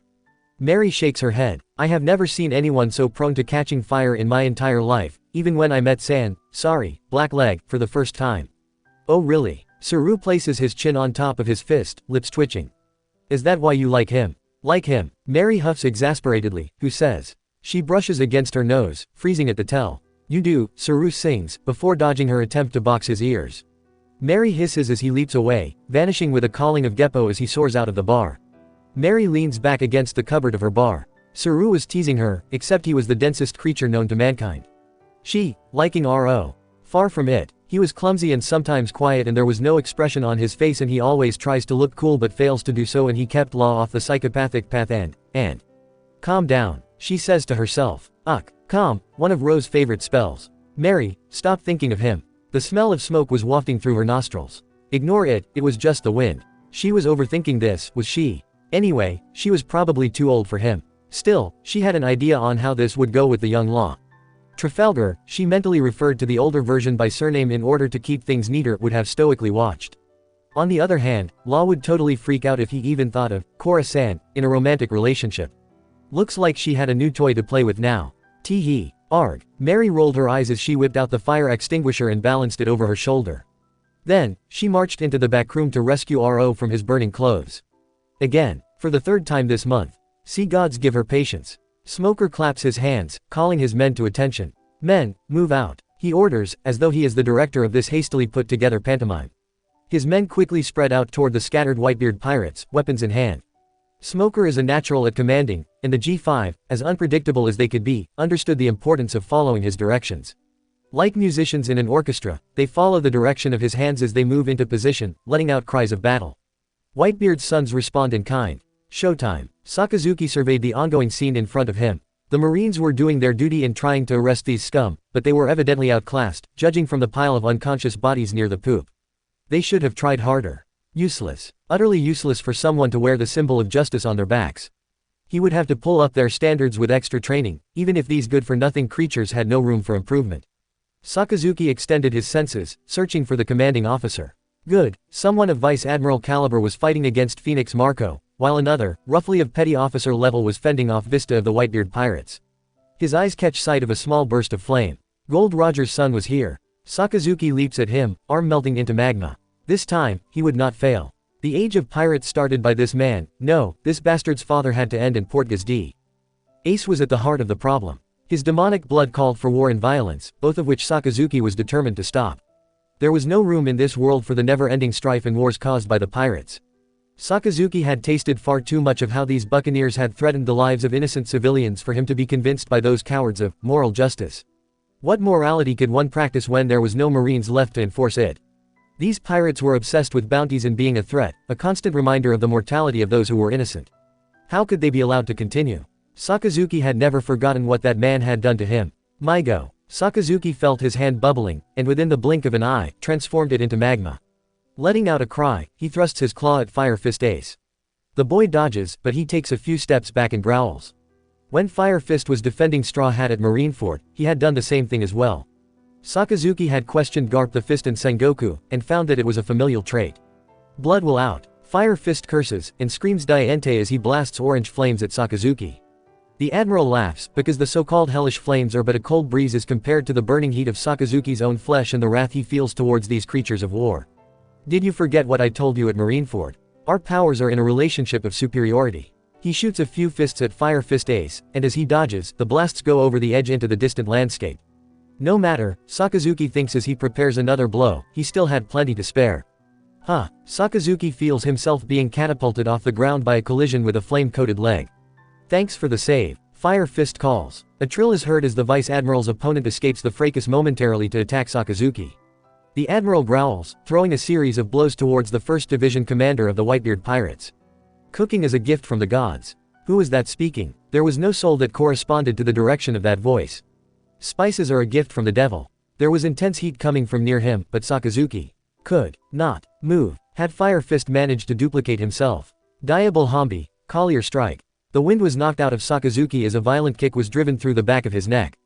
Is this Fire Fist's doing? Sakazuki could still see the 2nd Division commander cupping his hands at the corner of his eye. No, the attack came from behind. There was a litany of curses spewing from his mouth as Sakazuki swung backwards. It's that damn crew who invaded Marineford. Who the hell are they? Sakazuki swore as a few projectiles made their way towards him, and dodges the swinging set of handcuffs. TCH. Missed. The sniper from before yelps as he is caught by Sakazuki's grasp. But there is something wrong. Rather than the smell of burning flesh, it feels as though an unidentifiable liquid is escaping through his palm as the sniper whimpers in pain. USO, he hears another call out. Liar. Sakazuki tightens his grip, and sees the sniper lose consciousness. Good. He releases the man, and turns his attention back to Fire Fist. You should never turn your back on another, you know. Something breathes in his ear. Sakazuki feels the back of his neck chilled, strands of hair caressing his neck. He darts away, spinning round, but the one who had whispered vanished. See and Fleur. Hands surrounded him, grasping him with thin yet nimble fingers, and there was hissing in his ear as he felt himself being twisted, bent, the rage of 1,000 furies encapsulated in those pulsating nerves. Sakazuki scowls, he twists and turns, because dissolving into his base element did not work at all, but he feels weak. There are sea stone cuffs around his wrist. When he had tried to strangle the sniper, those things must have gotten on him.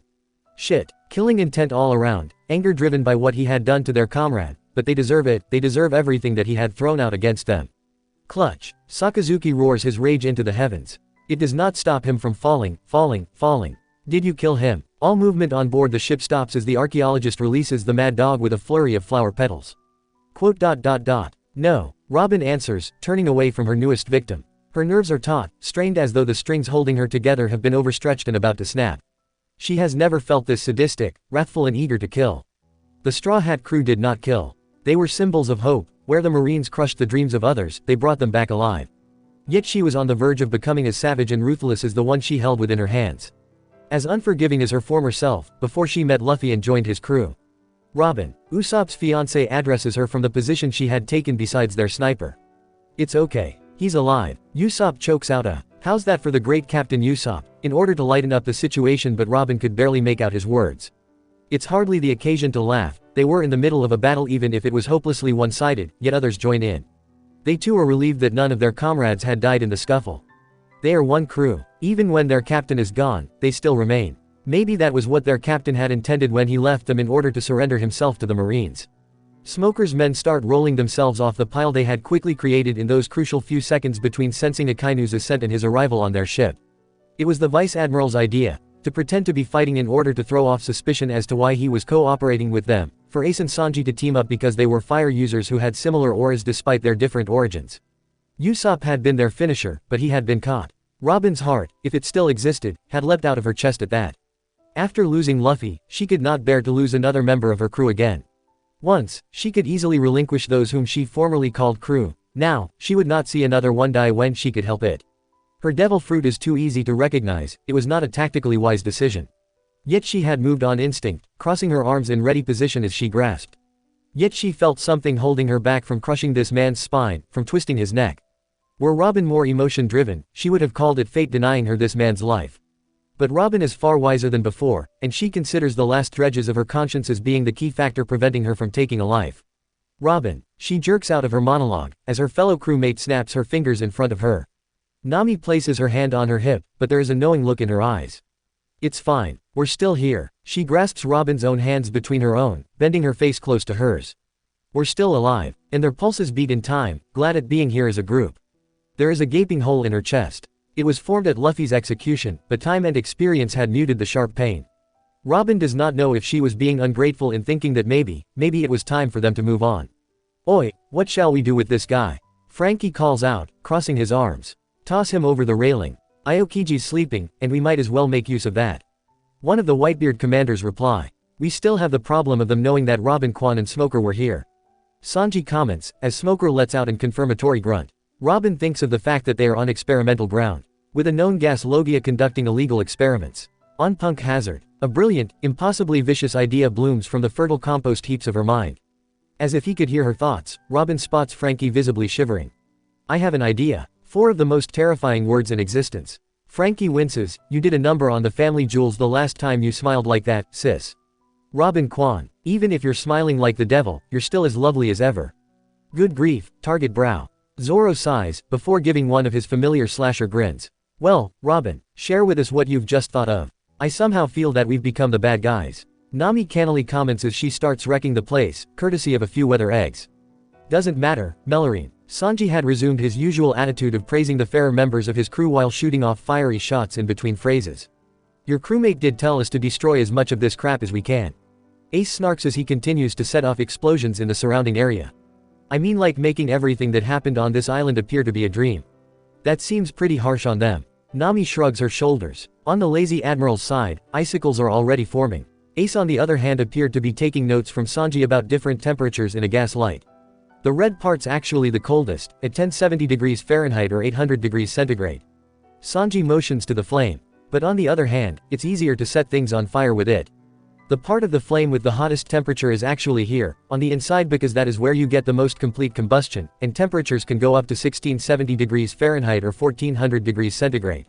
I see. Ace nodded, a smirk blooming across his face. One pyrotechnic teaching another. Nami sighs, turning away from a situation that appeared to be turning even more wrong by the second. Now I really don't want to know what Sanji is talking about, if I ever wanted to before. There were practically flames in the background as the two shouted tips about increasing combustion rate and the flammability of different materials. Piles of mysterious objects were tossed into the growing campfire, eerily reminiscent of the bonfire of Shandora.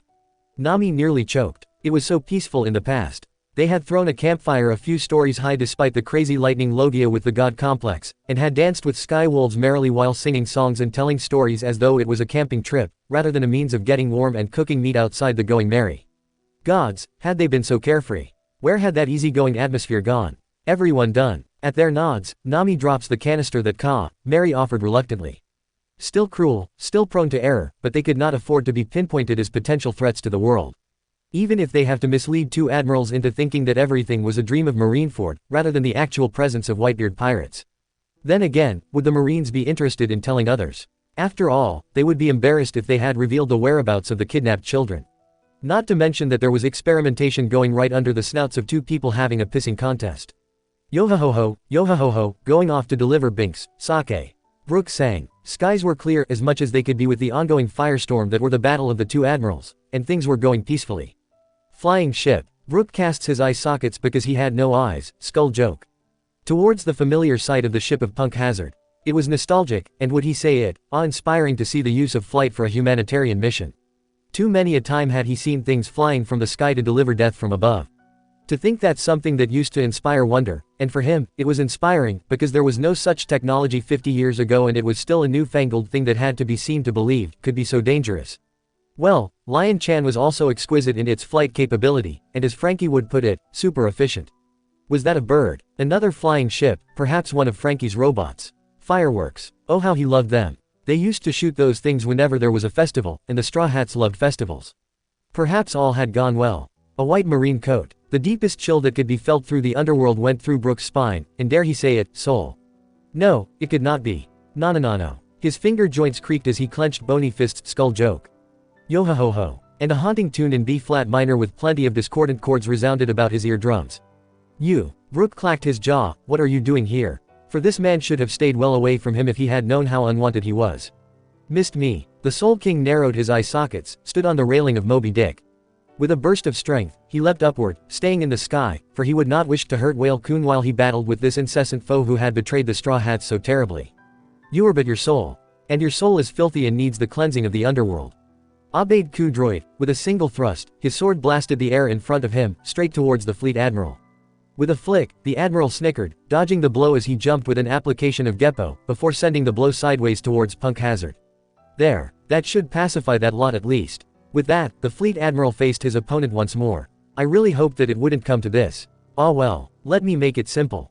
But Brook refused to listen. For what came from this man were but words, and Brook knew above all else that sticks and stones may break one's bones, but words, especially from one who had plotted his way to the top, had a more damaging effect than whatever this man was able to dish out. And thus he would not listen. He would not. Gavotte bond en avant. Propelled by the force of his attack, Brook lunged at the fleet admiral. Boring. Soru. With that, Brook was flung aside, cut open as though the fleet admiral's foot was a pair of scissors and he was a simple piece of paper. But Brook was no ordinary man, and even if this man's blow was able to hurt him, he was still in the game. What keeps me alive in this world is neither bodily organs nor muscles. It's my soul. Hinata Sancho. Yahazujiri. His sword cane sang throughout the air with an unearthly pitch, screeching yet harmonizing with the wintry air that Admiral Aokiji's various attacks had produced. Coating his sword with his soul, he started slashing the man, no, monster, with elegant accuracy and deadly speed. Because he was just bones and perhaps even less than that, for he was not quite clear on how their bodies had reformed, he proved his mettle by slicing across the man's stomach for extra pain. Brook was a swordsman and a pirate. Never be it he to play fair. Nor he to miss his mark. The fleet admiral cried out as blood splattered across Brook's clothes. Goo. The fleet admiral spat out. It looks like you need some extra care in handling. Then he plucked out his hair, and started to trace patterns. Oh no you don't. Brook cried out, dashing straight at his opponent. Though he was not familiar with this particular attack, he could guess its murderous intentions. He would never let anyone do. Brook froze. Well, that worked. Lucky, the fleet admiral sang as he soared past Brook. Brook helplessly craned his neck, still stuck in the position of a run. The thing is, he had been able to continue his ascent towards the air precisely because of his movement. Without moving his body, well, Gyaah. Brook screamed out, hands and feet stuck in a lunge as he plummeted towards the sea. Not good, not good. Brook hastily pushed his soul out of his body. What? He panicked, because his body was going straight into open sea, and he was definitely going to drown. No, wait a minute. Souls have almost negligible mass, compared to solid mass. Yo-ho-ho. Brook whizzed past the fleet admiral, noticing an expression of dismay. Good. That would teach him to leave Brook hanging like that. The fleet admiral pointed out, but Brook could no longer see him. Instead, within sight was Frankie, who was busy helming their temporary ride. Frankie. Trouble. He shouted. My body is in danger and the fleet admiralshire. What? Frankie shouted back. I said, Fleet Admiral's here. Guys, we've got trouble. Freaking Fleet Admiral's coming at us. We'll head over. His objective is probably Whitebeard, so I'll rush over while Mosshead hastens the ship. Sanji answered, leg already on the railing of the ship. Wait a minute, Zoro snarled, dragging him back on deck. Why do I have to stay here, pervert cook? I'm the faster of the two here. Because you're more likely to get lost on the way there, sword for brains. Swirly eyebrow. The arguing duo found themselves under attack from a bow staff, courtesy of an angry navigator. We're pressed for time here. Zoro, continue to blow the sails of this ship, we need to increase speed. Nami ordered. Sanji, quickly make it to Moby Dick, we're counting on you. Of course Nami Swan. Go. The Pirate King's cook rushed towards the direction of the port, running through the air as though a horde of transvestites were chasing after him. Ah, nothing like the love of a woman to get one going, wait, that kind, not that kind. Sanji inwardly shivered. Never shall those people, those terrifying, and utterly ruthless creatures assimilate him into their culture. Hell memories. Like a raging inferno, Sanji literally hurtled towards the Moby Dick like a comet, powered by the recall of his time spent fleeing from the residents of Kamabaka Kingdom. He would not be caught. Nami sighed, before frowning. That's odd. Her gifts for estimating money aside, Nami had the ability to instantly count the number of people on board, as long-term exposure to Straw Hat eccentricity had led to a better touch of numbers than what most accountants would have paid their appendages to obtain. There were 3 missing from this ship. They're gone. They must have disappeared during our bout with Akainu. Nami's eyes narrowed. Now, where could they be? Chapter 27, Rules and Revelations. Oi, Smokey, the man-child turned captain turned king hissed out as Smoker stumbles, tripping over his feet as though he were but a newborn child. I know that you had no choice in this. The Marine Admiral breathes out as he falls to his knees, no longer possessing the strength to uplift himself. Smoker was tired, more worn out than after the Alabasta fiasco, and just as injured as after Punk Hazard. The Pirate King looked no better, having long since collapsed onto the sandy beach. 5 days. They weren't beating any records, but still. It was a battle to be spoken of. Wits were employed, Monkey D. Luffy utilized what little common sense and as much as his battle instincts, while Smoker had pushed the limits of his devil fruit. One to be spoken of by the masses later on once the dust had gathered. Yeah, it was Kobe who planned it out. Because that was how the arrangement was, at least in the more decent faction of the Marines. Kobe was the great planner, the one who sorted out battles, delegating work. He knew how to utilize others. Smoker was more than happy to leave the bureaucracy and the red tape to Garp's protégés. Leave it to him to do the actual fighting. For that was what an admiral was for, after all. Should have guessed it. Luffy slurred out. That was a well-thought plan. I fell for it. It was not honorable. Smoker replied, deciding to lie on the floor next to his rival. The Pirate King chuckled. Pirate. Luffy hummed. This is the end of the line for me. Are you planning to pull a Roger then? For he had watched as Luffy tired more quickly than any man his age should have. Even Garp was a lean mean punching machine up till his late 70s. No reason for the Pirate King to tire so quickly, nor was he supposed to surrender without his nakama. The whole thing stunk of a trap. And Smoker was unwilling to go along with whatever madcap schemes that Luffy may come up with. In due time, the uneasy peace after the throne wars would come to an end. Tears shed, hunts breaking out. The norm. Shihihi. We'll watch as the world make its move. Smoker. Smoker let out a noncommittal grunt in response. He didn't feel like replying to that nonsensical statement. Ah well. A gentle sea breeze swept through, ruffling gently through both their scalps and the crown of Pirate Kings rustled against the ground. That's a nice wind. And Smoker watched in disbelief as Luffy raised his hand and slapped it against his jeet. Something glowed as bright and brilliant as the sun. You bastard. Mary screamed, sending several scalpels through the air. With a casual iron body, Kobe did not even flinch even as daggers shot past his head. Is that all you have? My, those long years of imprisonment have served you well. You can't even fight back. Kobe smirked as he slammed Mary against the wall. He continued to maintain an eye on his struggling captive, while the other rotated to attend to Law. Shit. Law could not even move a muscle. This guy, I can't even move. What is this pressure? Wondering what it is, Surgeon of Death. The Fleet Admiral chortled. This is my power. I am the Fleet Admiral of the seas, of course I would have the will to summon others. For who do they listen to, if not I? Don't you dare. Kobe turned back to his captive. Mary, despite her small stature, was still trying to fidget and squirm under his grasp. He tightened his grip on her throat, leading for her to splutter as he kicked her right in the solar plexus. He waved a finger in front of her, and whispered that if she were to struggle anymore, her precious little ward might die. Her eyes went glassy. Then her cheeks flushed red in anger, but she remained still. Good. The soundboard was a threat when not within his hands. She could spy on his operations. Mary was too close to become an asset. And liabilities have to be taken care of as soon as possible. But killing's no good. If she were to be killed, another one would be brought back. Would it be one of the other Supernova 11? Or maybe one of Big Mom's kids? Or worst still, one of the Revolutionary Army?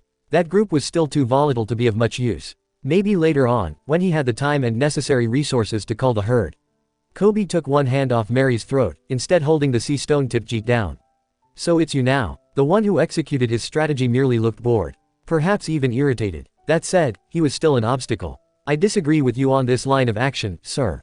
Current Vice Admiral Smoker retorted. Let's take this outside, shall we? Acting cool now. Kobe gave a harsh grin. Your orders were to protect the item, have you forgotten? And you failed to do that. With a disinterested glance, he kicked Mary hard enough that she fell to the ground in a crumpled heap, wincing in pain. And you allied with the Pirate King's crew to do so. And Whitebeard's crew. It was necessary, sir. Smoker motioned towards Mary, and I believe that we were to treat her kindly. Having her as an enemy would be troublesome to say the least. Kobe shook his head in disbelief. The nerve of this guy, to countermand his orders. And to continue to hold on to these naive beliefs. Well, I say that we tie up any loose ends to begin with, Smoker. Or shall I remove you from your post then? Smoker wouldn't dare. He valued his subordinates, especially Captain Tashigi, way too heavily to be willing to stand aside. Smoker would follow orders, whatever his distaste for them. It showed in Alabasta. In Punk Hazard, even if he were to violently object to the world government's commands, he would still follow them. That was the hierarchical nature of the system being reflected in the quality of their soldiers. Kobe was not exactly part of the system in the beginning, but as he rose up through the ranks, he found that he had to follow the rules set. If there were no rules, then subjectivity would follow. He had seen that way too often, from the small-time crooks like former Captain Nezumi, to the way Akainu violently destroyed two soldiers who knew that they were out of their league. Orders have to be followed for the system to work. But Luffy was a wild card. A random factor that was a spanner in the works. He never saw things through. He would always try to find the best for his nakama, even if the rest of the world were to fall. And Kobe would not see the world plunge into chaos, similar to how it had done after the uneasy peace. He was too tired to have to continuously reorganize the world, to tidy up the pieces of the chessboard that Luffy had upended so carelessly. Surely Smoker, for all his moral justice issues, would understand that. After all, he was there when they had decided to lure Luffy to Dawn Island. He had seen the seas rebelling. Smoker had known what had occurred, the death toll between the fight of the four emperors and the race of the throne had caused. Both he and Smoker had objected to the conscription, after seeing unwilling men desert for the high seas. Would he become a stone of obstruction? Or an aid to a greater and more peaceful era, one that Whitebeard had ultimately rejected? Because it was Whitebeard who had done so. He was the one who had kicked off the silver era of pirates, who had caused Akainu to react by shifting Marineford, and more unfortunately, by conscription and by heavy-handedness. Kobe preferred a light touch in the beginning, because he had seen Marines shifting from one side to the other, fueled by the new disciplinary measures that Akainu had enforced. Instead of ensuring order, Akainu had created a pool of skilled sailors willing to betray their government for the freedom of piracy. What drives pirates, what drives Marines to the paths they seek? Their families, suffering from the toll that the world government enacts on its populace. The need for freedom of the sea. Friendship and loyalty. They are all children of the sea. Rules were rules. If one were to fall, then a whole chain reaction would follow. One by one, Marines would desert Akainu's direction, inspired by Aokiji's lead, and later on, by Luffy himself as the tide turned against the old world government. And Kobe had seen the aftereffects of that. Of families hunted down merely by their outlaw of a relation. Of the war-torn battlefields caused by the emperors and the supernova alike after their quest for the throne was ended. Or even the anguished faces of people like Mary, who had to bear news of their relation having died at sea. It was so senseless, having two sides of the same coin, both with the love of the sea, having to fight just because they were loyal to their captains. Under Kobe's mandate, this would cease. If the world would be reunified. Meh, just my way to be different. Kobe's eyes widened as he ducked down, Smoker's jeet barely missing his head. What's wrong with you, Vice Admiral? Kobe shouted back, I'm on your side. Smoker simply raised an eyebrow as Kobe was forced to dodge out of the cabin to avoid his next blow, and soon the two were on the railings of the deck itself. There was shouting of course, from the Pirate King's crew who were alighting off the dirigible. But Kobe only had eyes for Smoker, who was grinning as he slung off his Vice Admiral's coat to reveal a scar climbing straight from his mouth, down his neck and under his shirt. Just following orders, sir. Just following orders. Whose was he talking about? Kobe wanted to scream. Who was Smoker following? His mind raced ahead, tracing paths and patterns that he had failed to follow up after one misstep after another. No way, you traitor, Kobe whispered, unable to believe the conclusion that his intelligent mind had came to. It was impossible, but it made sense. But Kobe did not want to believe it. Not by choice, I can tell you. Smoker started to coat his jeet in armament hockey. But these are the rules. They clashed, Kobe's leg against Smoker's jeet.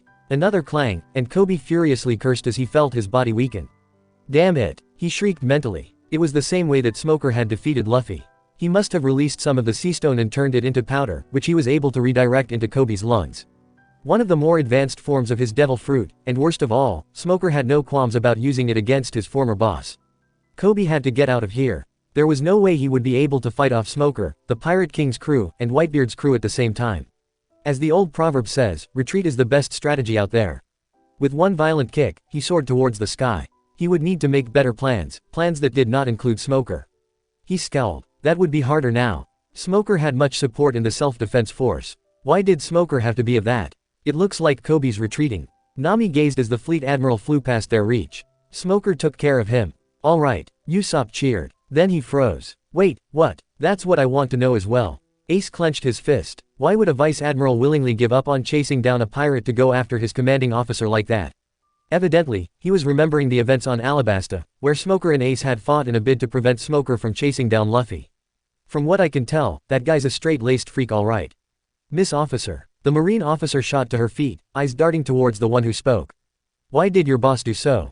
To the Strafut's collective surprise, Tashigi merely shook her head. It's his story to tell. Tashigi whispered hoarsely, her eyes brimming with tears. Huh, oi, Mary. Mary slowly stirred, wincing as she did so. Those kicks hurt, and it looks like someone's not welcome to her bar anymore. Like she would willingly allow a guy who betrayed her in the first place. Mary could barely make out a slight hint of a white-tinged thing. Oh, it must be Law. Ah, Law, you actually do care. As her vision grew clearer, she could see her ward pouting as he crossed his arms. I'm so glad. You idiot. Law gave her a noogie. Ow, you're definitely stronger than that. I am, she agreed, smiling warmly. But if I had gone all out, then I would not be able to confirm my suspicions. Both Law and Aro looked in askance at that. She surveyed the rest of the crowd of Whitebeard pirates, who were similarly waking up after their massive timeout. Are the others back yet? You think? Law directed towards the largest crowd, full of Whitebeard pirates surrounding Whitebeard's bed. Garurara, and the apparently awake Whitebeard, who was consoling his kids. Great, looks like her job was done. Now, to find Smoker. She stood up, despite her head still groggy from the blow that Kobe had given her.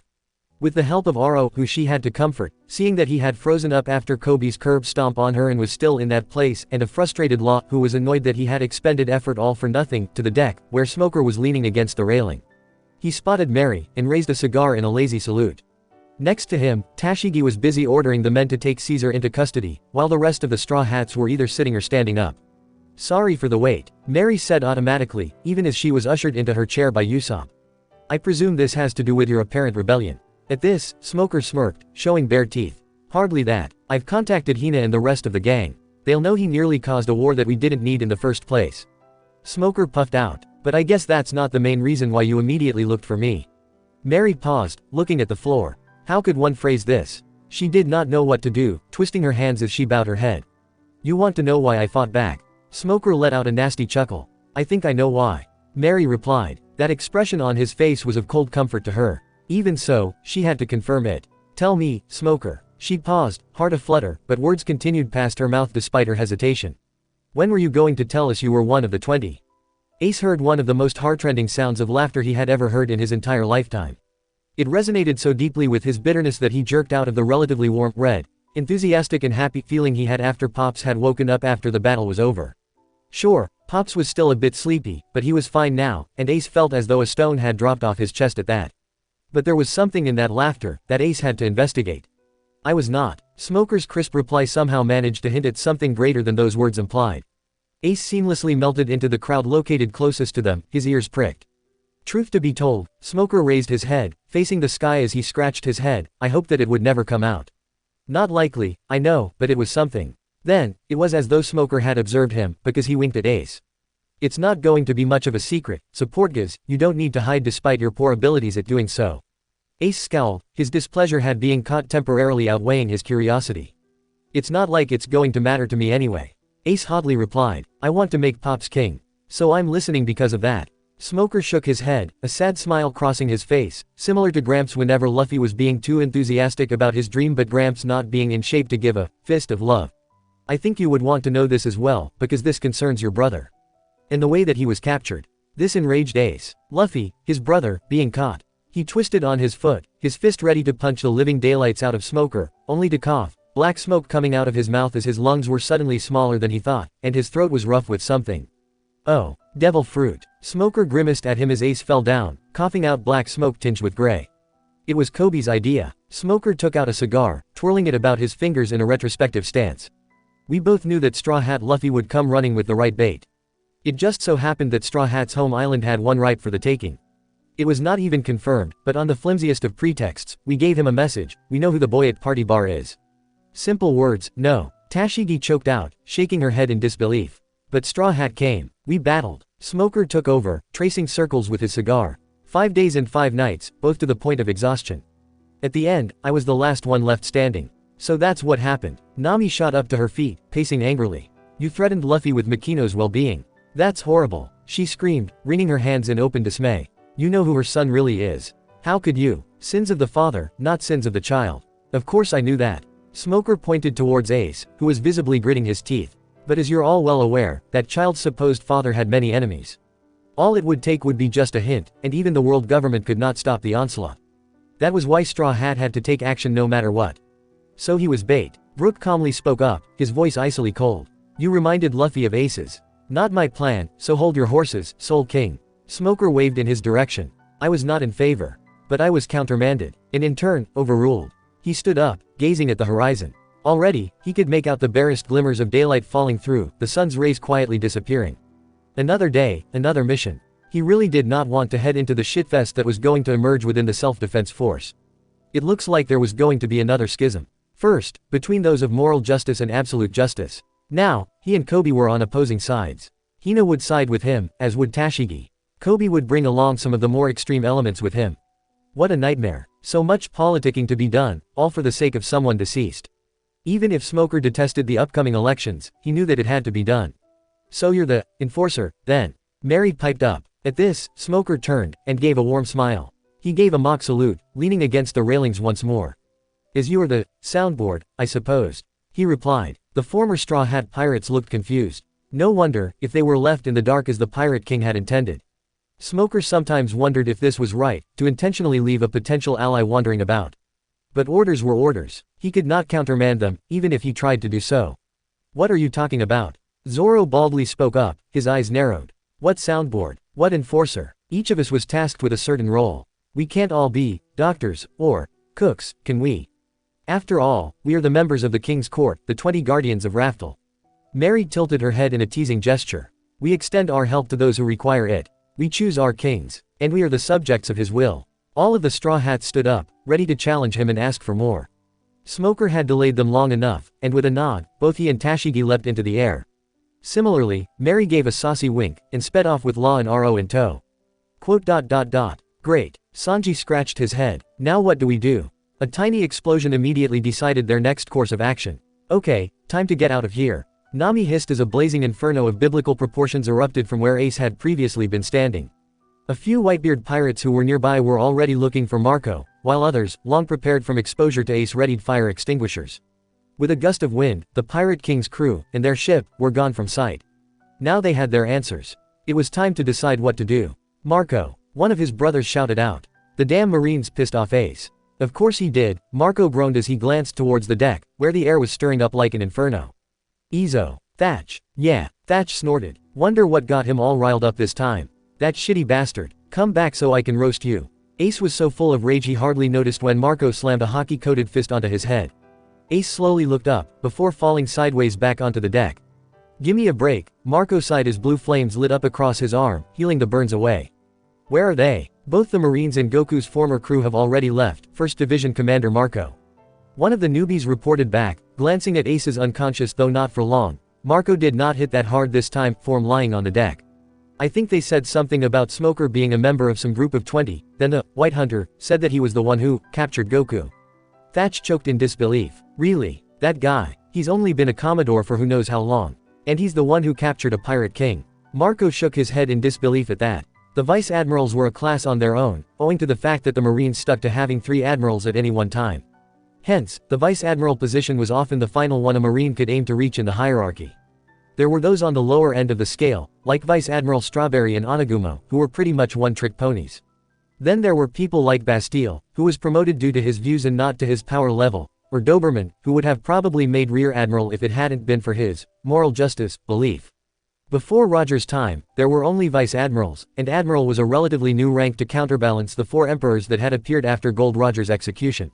Marco was pretty sure people like Suru or Garp would have made Admiral, had they been inclined to accept a promotion. Still, that beggared belief that a newly promoted Vice Admiral was able to escape Ace in a towering rage, especially when Ace had been given time to recover from having been imprisoned. Ow. Marco glanced at the now awakening Ace, who was rubbing at the boulder on his head.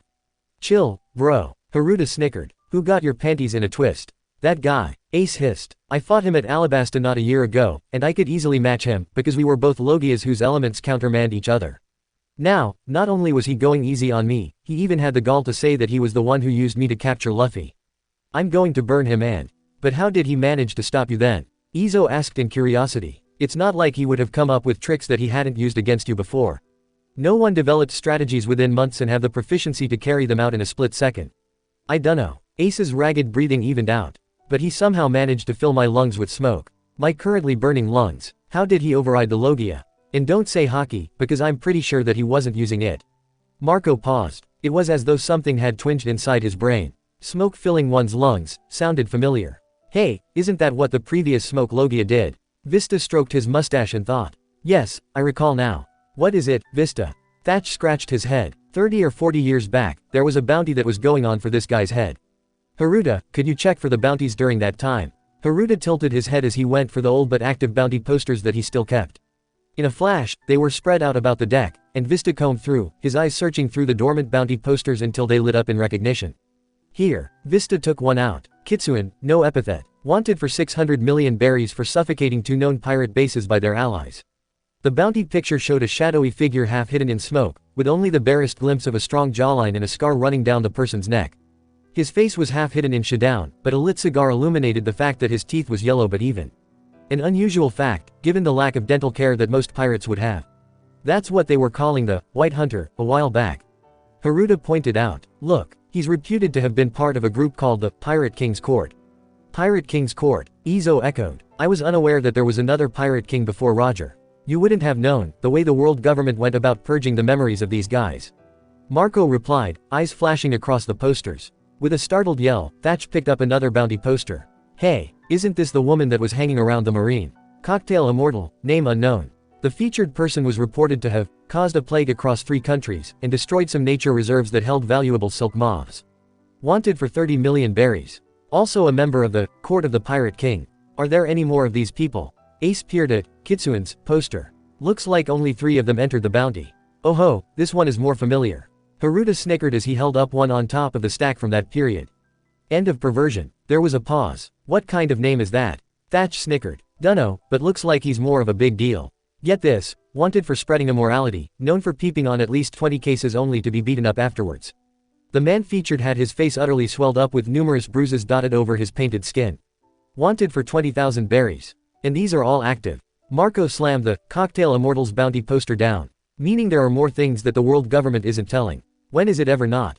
Izo shrugged as he gathered up the other bounty posters. Hey, wait a minute. He stared at the End of Provision poster. I recognize that family crest on his kimono. Marco raised an eyebrow. Izo was hesitant to talk about Wano for good reason. Isn't that the Kazuki crest? Vista tapped his chin. I don't think I recognize that vassal. Lalala. My ladies. A backside shook back and forth as its bearer popped out of a bush.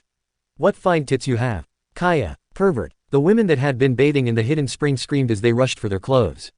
You are wrong, my ladies. The peeping Tom stood up, raising one foot off the ground, while sticking his palm right in front of him. From the east to the west. He chanted, hopping from one geta-clad foot to the other.